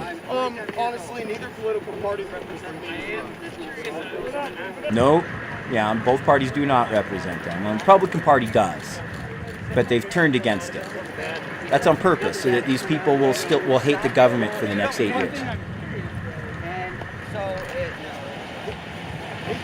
And you know, I should say, prior to Trump coming into office, all the conspiracy circles, like all the early Alex Jones films and David Icke films and stuff, they're all about fuck both the Democrats and the Republicans, fuck them both, whatever. I mean, Trump came in office, and so they got behind the Republicans for a little while, but this is not some major reversal. And the only reason that they did back the blue and all that shit for the last fucking 4 years is because of Black Lives Matter. And because when black people came out and said, hey man, these cops keep murdering unarmed people that have committed no crimes, and we'd like that to stop. All these people came out and said, no, we're going to support the people that murder them. That's what Blue Line was never about, actually supporting the cops, because the second it flipped, and there's not the Democrats aren't even in office yet, but they're already like, fuck that. They're beating cops to death in the Capitol and threatening them. Right? So this is normal. It was, and they were never deep about the Republican Party, and they're not just Trumpists either. These people don't need Trump. They're fascists. These are fascist thugs who want to do violence. And is this group, you guys have one other interesting thread some of my colleagues are following.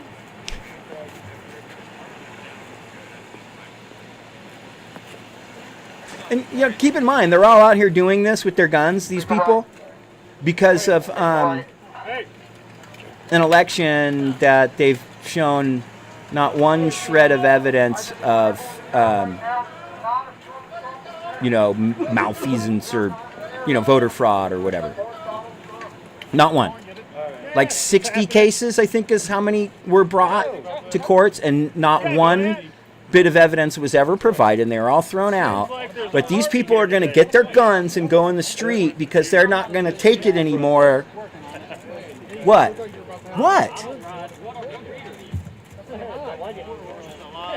Fuck Biden, but he didn't steal any election. And now they're out here petting the cops, and see?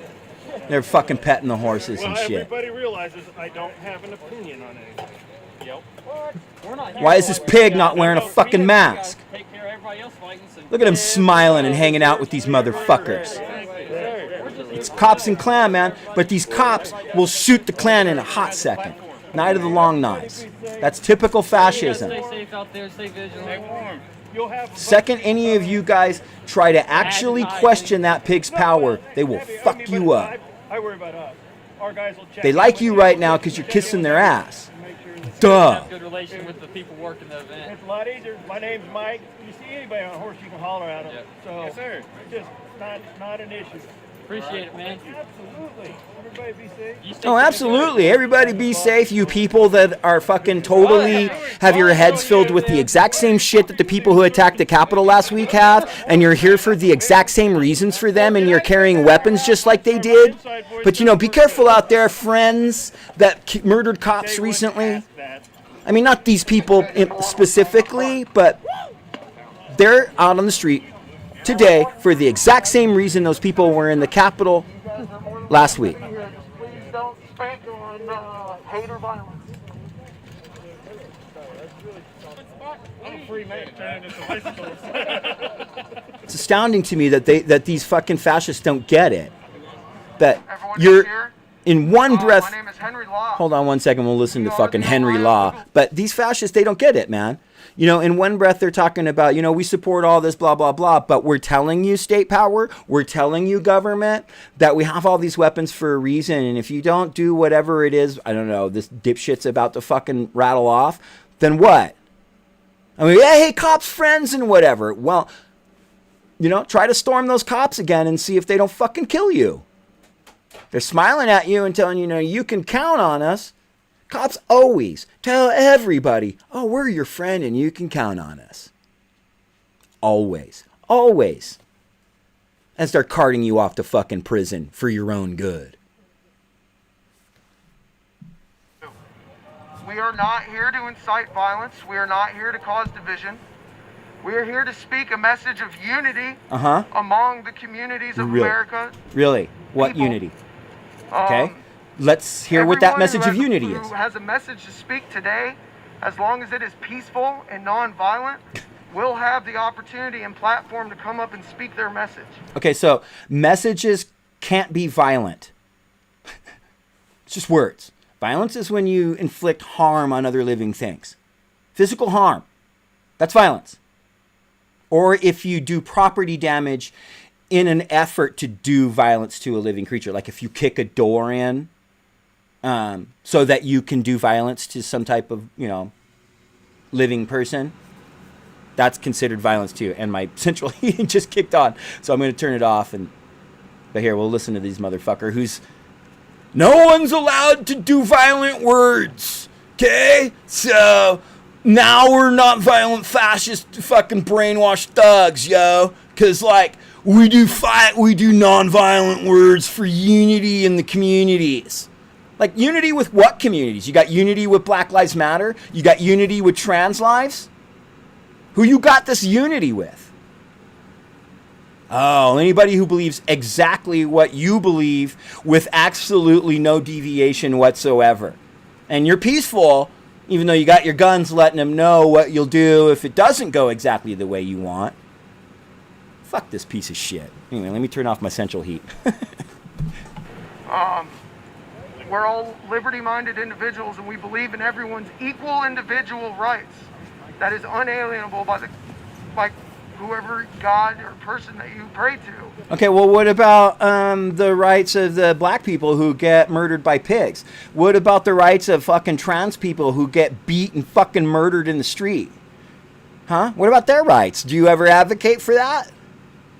Or were you carrying a blue line flag just a few fucking minutes ago? Were you just fucking petting a fucking pig horse? That animal that they used to fucking trample and fucking kill people with. Who you united with? What communities, yo? Be specific. See, when I march with fucking, like, Black Lives Matter people or Refuse Fascism people or anarchists or, you know, you name it, and we talk about being aligned with and in solidarity with groups, we say specifically, we are here in solidarity with the trans community. We are here in solidarity with black and brown lives, with black women, with black men, right? We're here in solidarity with the Muslim community, right? We get very specific about who it is we're in unity with and aligned with. Not, we're here in unity with communities and whatever, and we're here to not say violent words. You ain't aligned and in unity with no fucking community other than your own fucking white privileged motherfucking community. And you're here out on the street to say, if you don't fucking defend me first and above anything and everything at all and what I want and my fucking one community that I'm in unity with, well, I got my fucking guns here.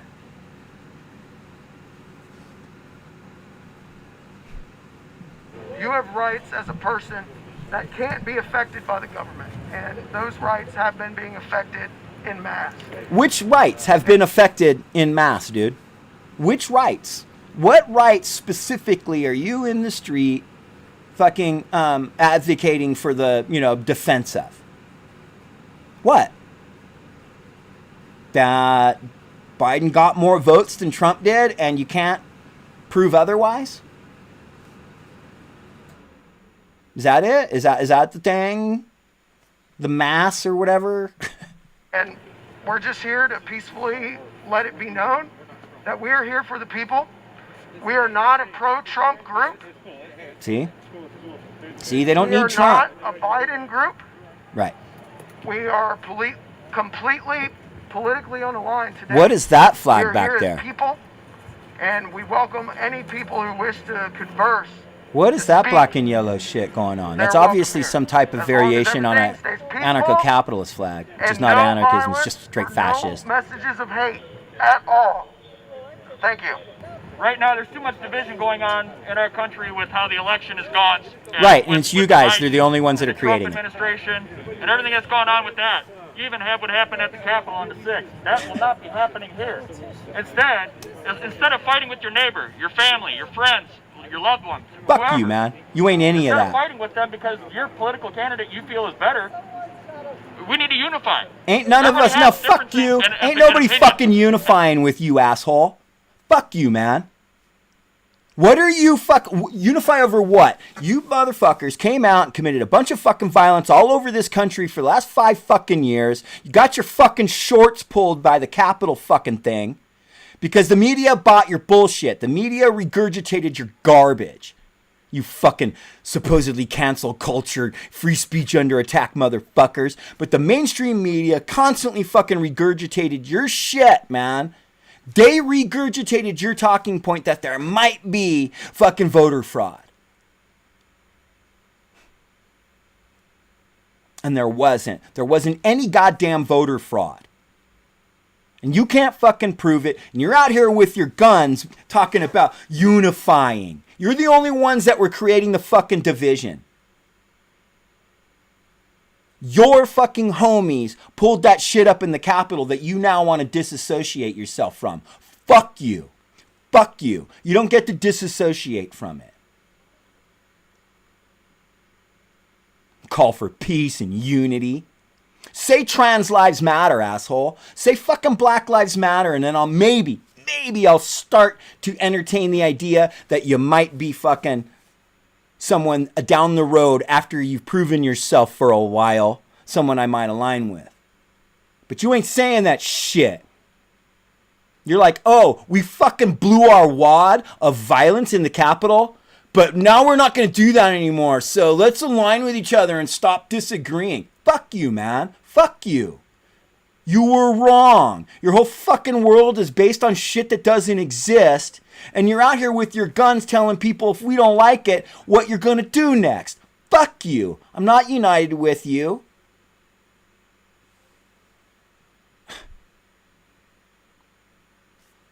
Everybody needs to learn to live together, get along. Learn to live together. Start Get along. unifying with each other Then because put your the way fucking we're gun right away, now, we are chump. being divided and torn apart, and we are doing it ourselves.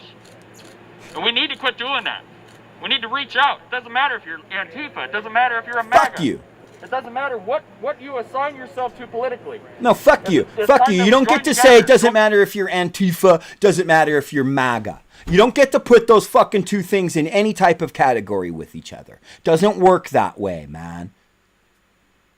You don't get to be not MAGA now. I know you guys are going to change your shit once Trump's out and he's been fully fucking humiliated and it's much easier to disassociate from him. You ain't going to talk this MAGA shit no more. I get it. But you're the same fucking far-right, unhinged, terrorist, fucking fascist pieces of shit that I seen in the 80s, in the 90s, in the 2000s, and 2010s, and now in the 2020s. It's all the same thing. And every decade you call yourself something fucking different.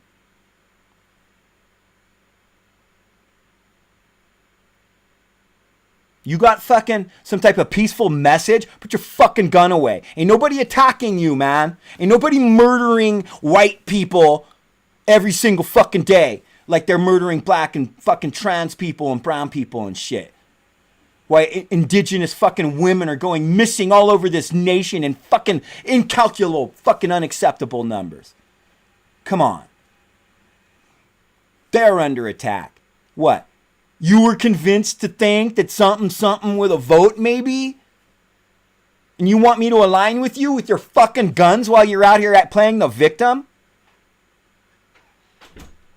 My better judgment tells me that I shouldn't get anywhere near you without being aware that you might fucking murder me at any moment. Now, I'll get near you, motherfucker. If I had the opportunity to be there today, I would be. You motherfuckers with their guns. But I'm going to stand there and say all this shit in the street to you that I'm saying now. Don't believe me? Go look at some old fucking videos. This motherfucker. Fuck you, prick. Hands. Stand together. We are Americans, and we need to treat each other as such. Oh, you're going to fucking tell me how we need to treat each other now? Anyone who wishes to open a dialogue and talk to us are more than welcome. Oh. Don't let our firearms. That's so magnanimous and friendly of you. We're just exercising our right, our Right. Second Amendment right, Mm-hmm. and we support anyone who wishes to do so. They're banning people off of social media in Canada for saying that people are born a certain way. That he's born a man. Right. They're banning people on social media in Canada for saying that people are born a certain way. Okay? Okay, so there's one of the things that they're out here talking about that we need to fucking be peaceful and aligning with, because they believe some anti-trans fucking paranoia bullshit. But, you know, peaceful and free speechisms, and we got to align and unite and shit. I'm not aligning and uniting with someone who doesn't fucking cover their face in the middle of a fucking pandemic in public, and who believes that Canada is kicking people off social media for saying people are born a certain way. No, I do not align with and unite with fucking scummery of that sort. Fuck this piece of shit. What you say, man? It's all about respect. Buddy, do people have the right to their own opinions? Who are you? You're just some guy sitting in a chair. Hey, whatever. I'm not trying to aggrandize myself.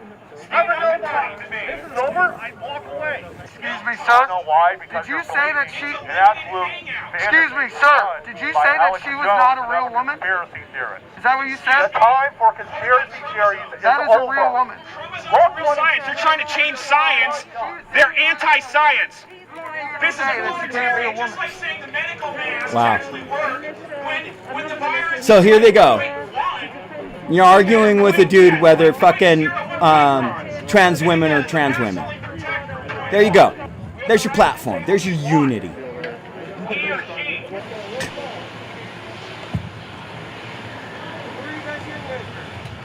Mind me asking what group you're with? And cats. Okay. Oh, it's prison. And cats. Okay, so we got straight up fascists. Ox? Hey, what's up, bro? 3% patch. What is your message out here today, Mr. Boogaloo George Washington? Is that the idea? I mean, I just like to go with the ghost of George Washington. That works out. But my message today is that I feel like we have a country that's getting more deeply polarized because we have two political parties that are blaming each other for each other's problems. And Is that what it is? issues that the politicians in those parties cause, but Right. we forget that the issue in this country is not your neighbor that voted for Biden or your uncle that voted for Trump. No, it sure isn't. The issue has always been the politicians using the power of the government. No, it's to, the capitalist ruling class bosses that fucking oppress us all, including this fucking class traitor piece of It always comes with shit. altruistic intentions, but never ends that way. Bad man, Majama. Look at that gun. He's bad. Where's your mask, you fucking scumbag? As he can be. Oh, he's a bad man, Majama. Yeah. Okay, so they have their guns and they're out in the streets because trans people either aren't people or aren't women or aren't. Hey, can I ask you? That's what I've heard so far. Why are debate over whether trans people are. Oh, you don't want to say nothing? You're undercover. Transphobia. Sorry. All I've heard is transphobic. One transphobe arguing with another transphobe I hate people over their level of transphobia. Dumb motherfuckers. Take that camouflage off. I'm going to take that shit off of you. Okay, so there's a threat of violence against one of their own comrades. the one I had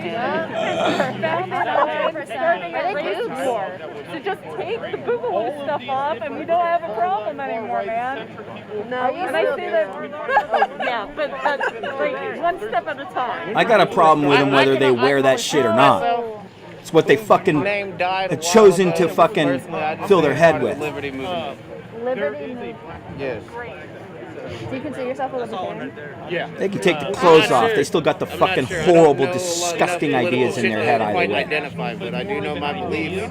What are your beliefs, dude? Yeah. What are your We're out beliefs? here with the people, man. We're trying to stand with our fellow brothers and sisters, you know? At the end of the day, that's what it's about, coming together as a community. Is it? Say Black Lives In Matter a then. sense, in Say sitting trans there lives fighting matter. with each other and, you know, throwing shade and talking shit, you know? We got to come together and Fuck fix you. these bridges.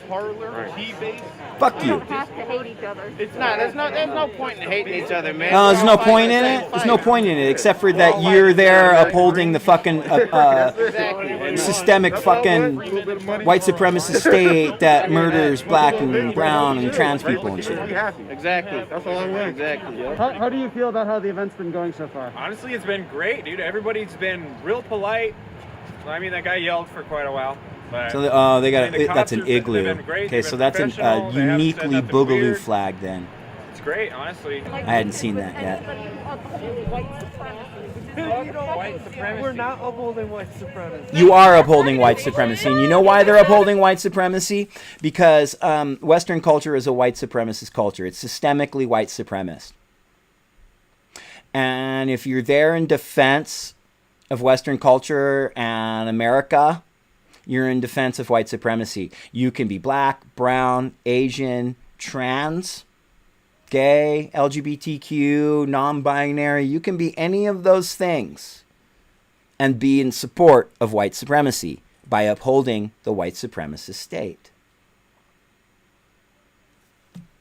It's pretty simple. You don't have to goose step and actually say the N-word with hard R all the time and Sieg Heil and, join the Ku Klux Klan to uphold white supremacy.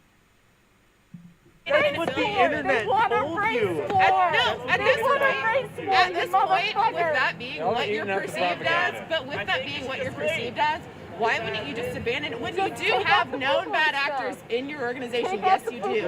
Yes, you do. No, there's not. Yours are bad. No, there's not. And that's a bullshit fucking excuse. Okay, so you're gonna make excuses for bad actors in your organization because you make a claim that there are in others. Fuck that. When a leftist finds out that we have a bad actor in our midst, they get called out by the community and we disassociate from that bad actor. And we will make public statements and apologies often to say, hey, this person came into our fucking spaces. We upheld them and we boosted them and we shouldn't have done that and they fucked people over and our bad. Apologies, fam. Okay? We never go, not a serious leftist, never goes, oh, well, you got bad people too. Nah, fuck that. This is not taking responsibility for what their rhetoric and the same exact things that they believe. They have not discounted any of the shit that all those people up in the Capitol believed and what motivated them to do that. They're just saying, we just won't do exactly what they did. We believe everything that they believe in. We're going to continue to believe everything that they believe in. We're going to make disclaimers about nonviolence, but we're not going to discredit any of the ideas and beliefs and bullshit propaganda that we've internalized that inevitably led to what happened in the Capitol. We're just here to go, we're different than that now. We're not the bad version of that, dude. Fuck you, man. Fuck you. I will fight a racist. You find me a racist? Take off the colonizer. Don't say it while you're wearing a white hood. We don't care. No one can hear you past the Klan costume. Nobody's no one wearing can a hear white you. hood. No one can hear you past That's the patently ridiculous. Is it patently ridiculous? Do you even know what that means? Go home. Go home. There's no racism. Go home, there's no racism. God sent this person. People that pretend that they do not see color. Because he's freaking white, I'm freaking black, and that's what makes us beautiful. So go home. So check it out. We can disagree Fuck and yeah, still be well, friends. yeah. Oh, really? This guy supports Trump. I don't support Trump, but I Oh. respect his right to support who he wants. This guy is out here being American. He's doing the right thing. It's my freedom, baby. He's making sure his grievances are heard. Oh. Yeah.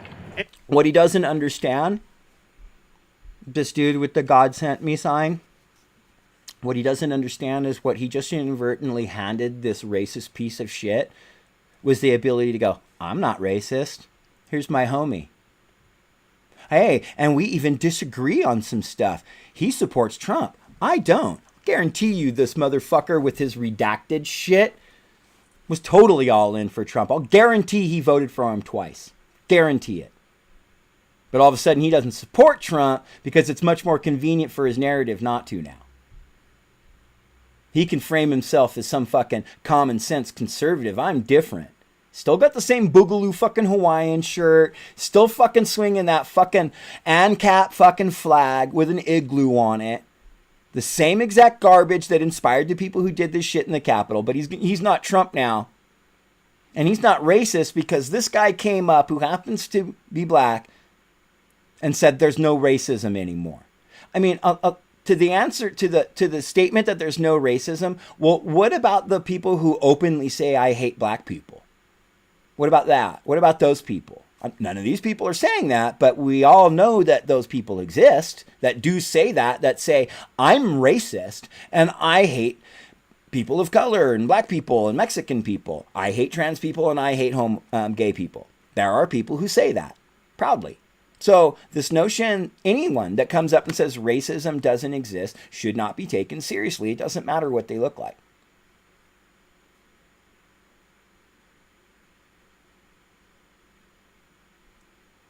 And again, I just have to reiterate, it's unfortunate because now this fucking dude can push this narrative of like, you know, our movement isn't racist and we're not here supporting white supremacy because look, this person came up and said this thing. Fuck, this country's so gross. So fucking gross, man. All of this is on purpose.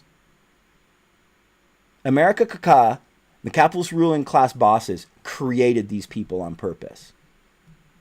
They filled their heads with so much garbage that this is them. If these people put aside all this ridiculous nonsense looking gear and clothing and got really fucking serious and hired a fucking Hugo Boss to uniform themselves correctly and actually engaged in some disciplined fucking training, terrifying. Fucking terrifying.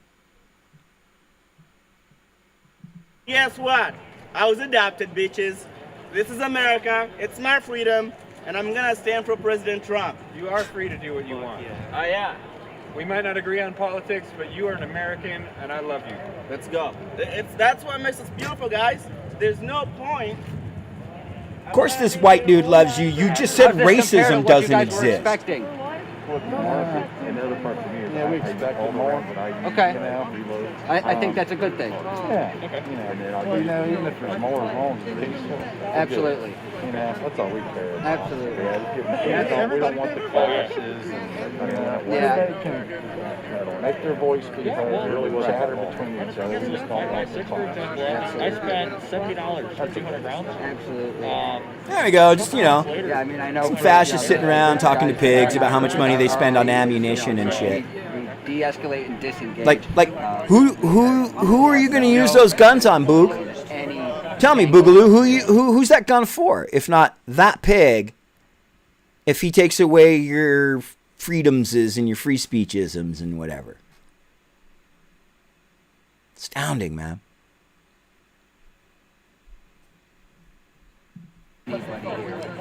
You know. All right. We appreciate you doing your job too. Thank you. And that cop fucking patting him on the back, man. Pig just fucking patted him on the back. Yeah. They seem respectful. We try to work and make sure that there's a good relationship, so that way, anytime that we come down here for protests or rallies. What are you protesting? Like that, we're not. What is it you're fucking protesting against?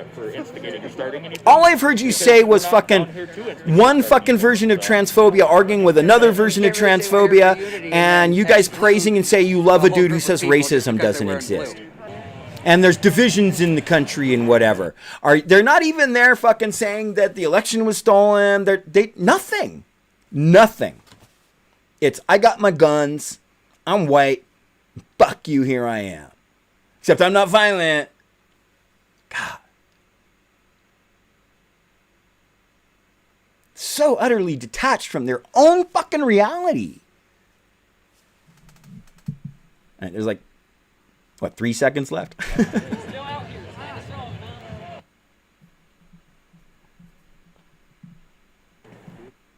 Yeah, fam. So that's what's going on in the world and whatnot. I mean, did you hear anything in that 16-minute video about why they were actually there? Like I said, they weren't there about the trans thing. They just had a debate, over what level of transphobia is acceptable or not. Which I'm just going to state none. None. Transphobia is acceptable. It's all fucking dog shit garbage, fucking bigotry. All of it. And what else did they say? And they're the one anarcho-capitalist, which is again libertarian, which is again fascist, loves that other dude because he said racism doesn't exist. And the country's so divided because the political parties and whatever. Political parties did not fucking... It's not because of some debate between Republicans and Democrats that all these people believed that there was election fraud that fucking didn't exist that resulted in a fucking attack on the Capitol. Okay? That's you right-wing fascist motherfuckers' fault.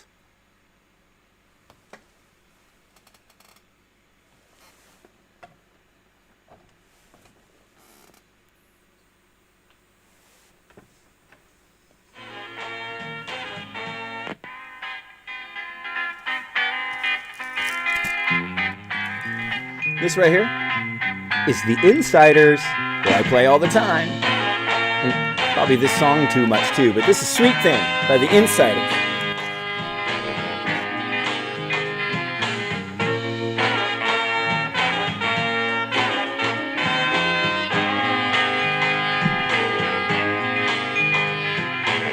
When I first saw you, boy, I had to know your name. And from that moment on, I've never been the same. The same. I had to have you, boy, right here in my arms. I'll never hurt you, no, I'll never do you wrong.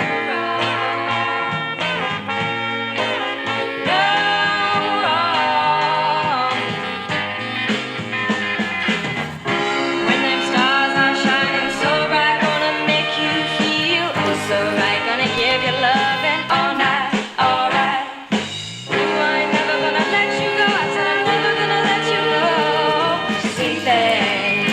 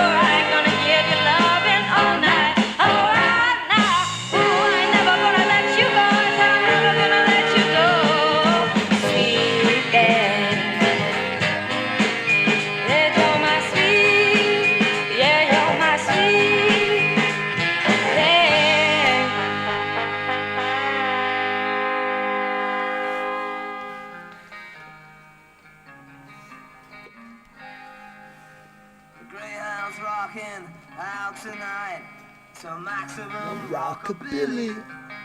Kiss Me Deadly. Generation X.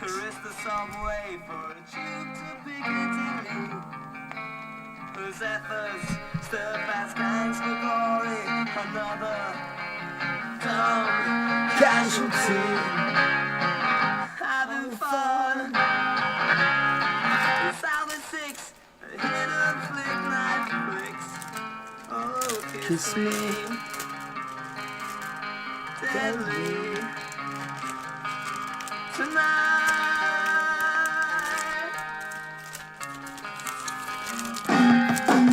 Another battle was won and lost down the Bishop's End last night. The spotlights pick the kids in triumph with the thousands starting in flight. See how they learn.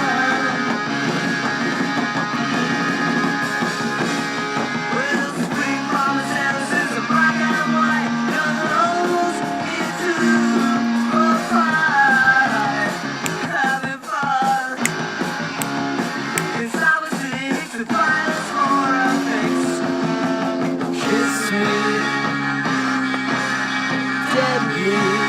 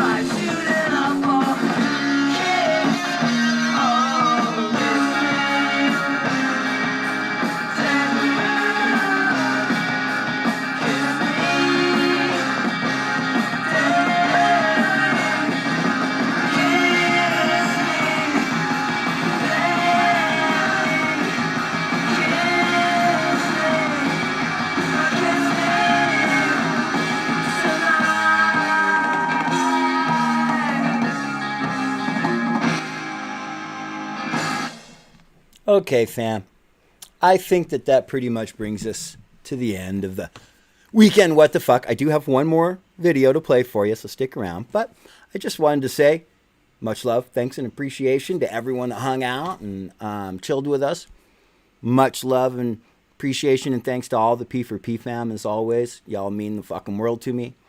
And much genuine, honest love, thanks, and appreciation to literally anyone and everyone that does what they can when they can to get out and make life easier for other people, because it fucking matters and it does make a difference. And with all that said, let's jump over here. I got one last really fucking cool video lined up. This here is Jack Grisham and the White Dukes doing Can You Hear Me? Sorry, the West Coast Dukes.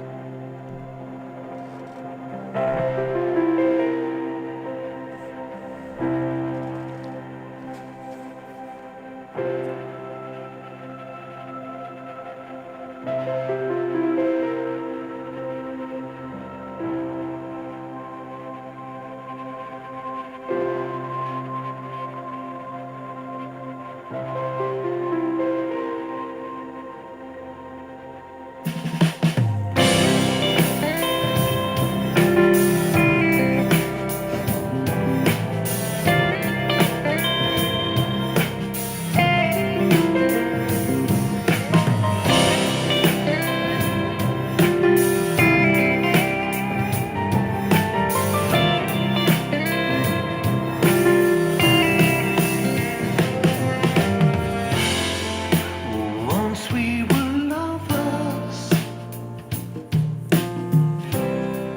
Can they understand?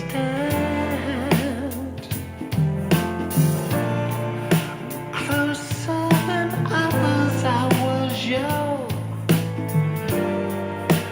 I was your man. Don't talk of heartache, 'cause I remember them all.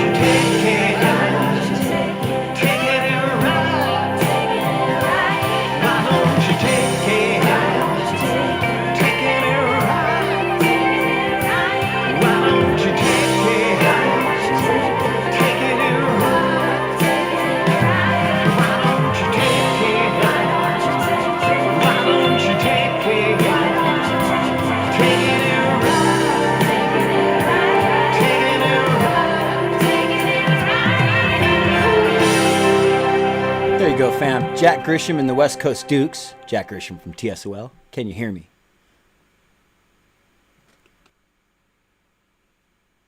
For just $67, you can make as many videos. Hold on. Anyway, I had a fun weekend what the fuck with y'all, fam. For real. I'll see you next time. Much love to you. Hi, neighbor. Welcome again to this neighborhood. I'd like to show you something. You know what this is? Well, maybe if I press this button. This is a cassette player with a little cassette in here, and there's nothing written on it, so we'll just have to play it to see what it is. Do you ever imagine things? Are they scary things? Are they scary things? Do you ever imagine things? Things you'd like to have? Did you ever see a cat's eyes in the dark and wonder what they were? Did you ever pretend about things like that before? Did you ever pretend about things like that? Did you ever grow anything in the garden of your mind? In the garden of your mind. You can grow ideas in the garden of your mind. In the garden of your mind. It's good to be curious about many things. You can think about things and make believe. All you have to do is think, and they'll grow. Imagine every person that you see is somewhat different from every other person in the world. Some can do some things, some can do others. Did you ever think of the many things you've learned to do? Many things. Did you ever grow anything in the garden of your mind? You can grow ideas in the garden of your mind. It's good to be curious about many things. You can think about things and make believe. All you have to do is think, and they'll grow. Did you feel like going like that? Let's give the fish some food. Mr. McFeely, I didn't order any whistles. That's what they call a slide whistle. Did you feel like going like that? There are so many things to learn about in this world. And so many people who can help us learn. Did you ever grow anything in the garden of your mind? In the garden of your mind. You can grow ideas in the garden of your mind. It's good to be curious about many things. You can think about things and make believe. All you have to do is think. You can think about things and make believe. All you have to do is think, and they'll grow.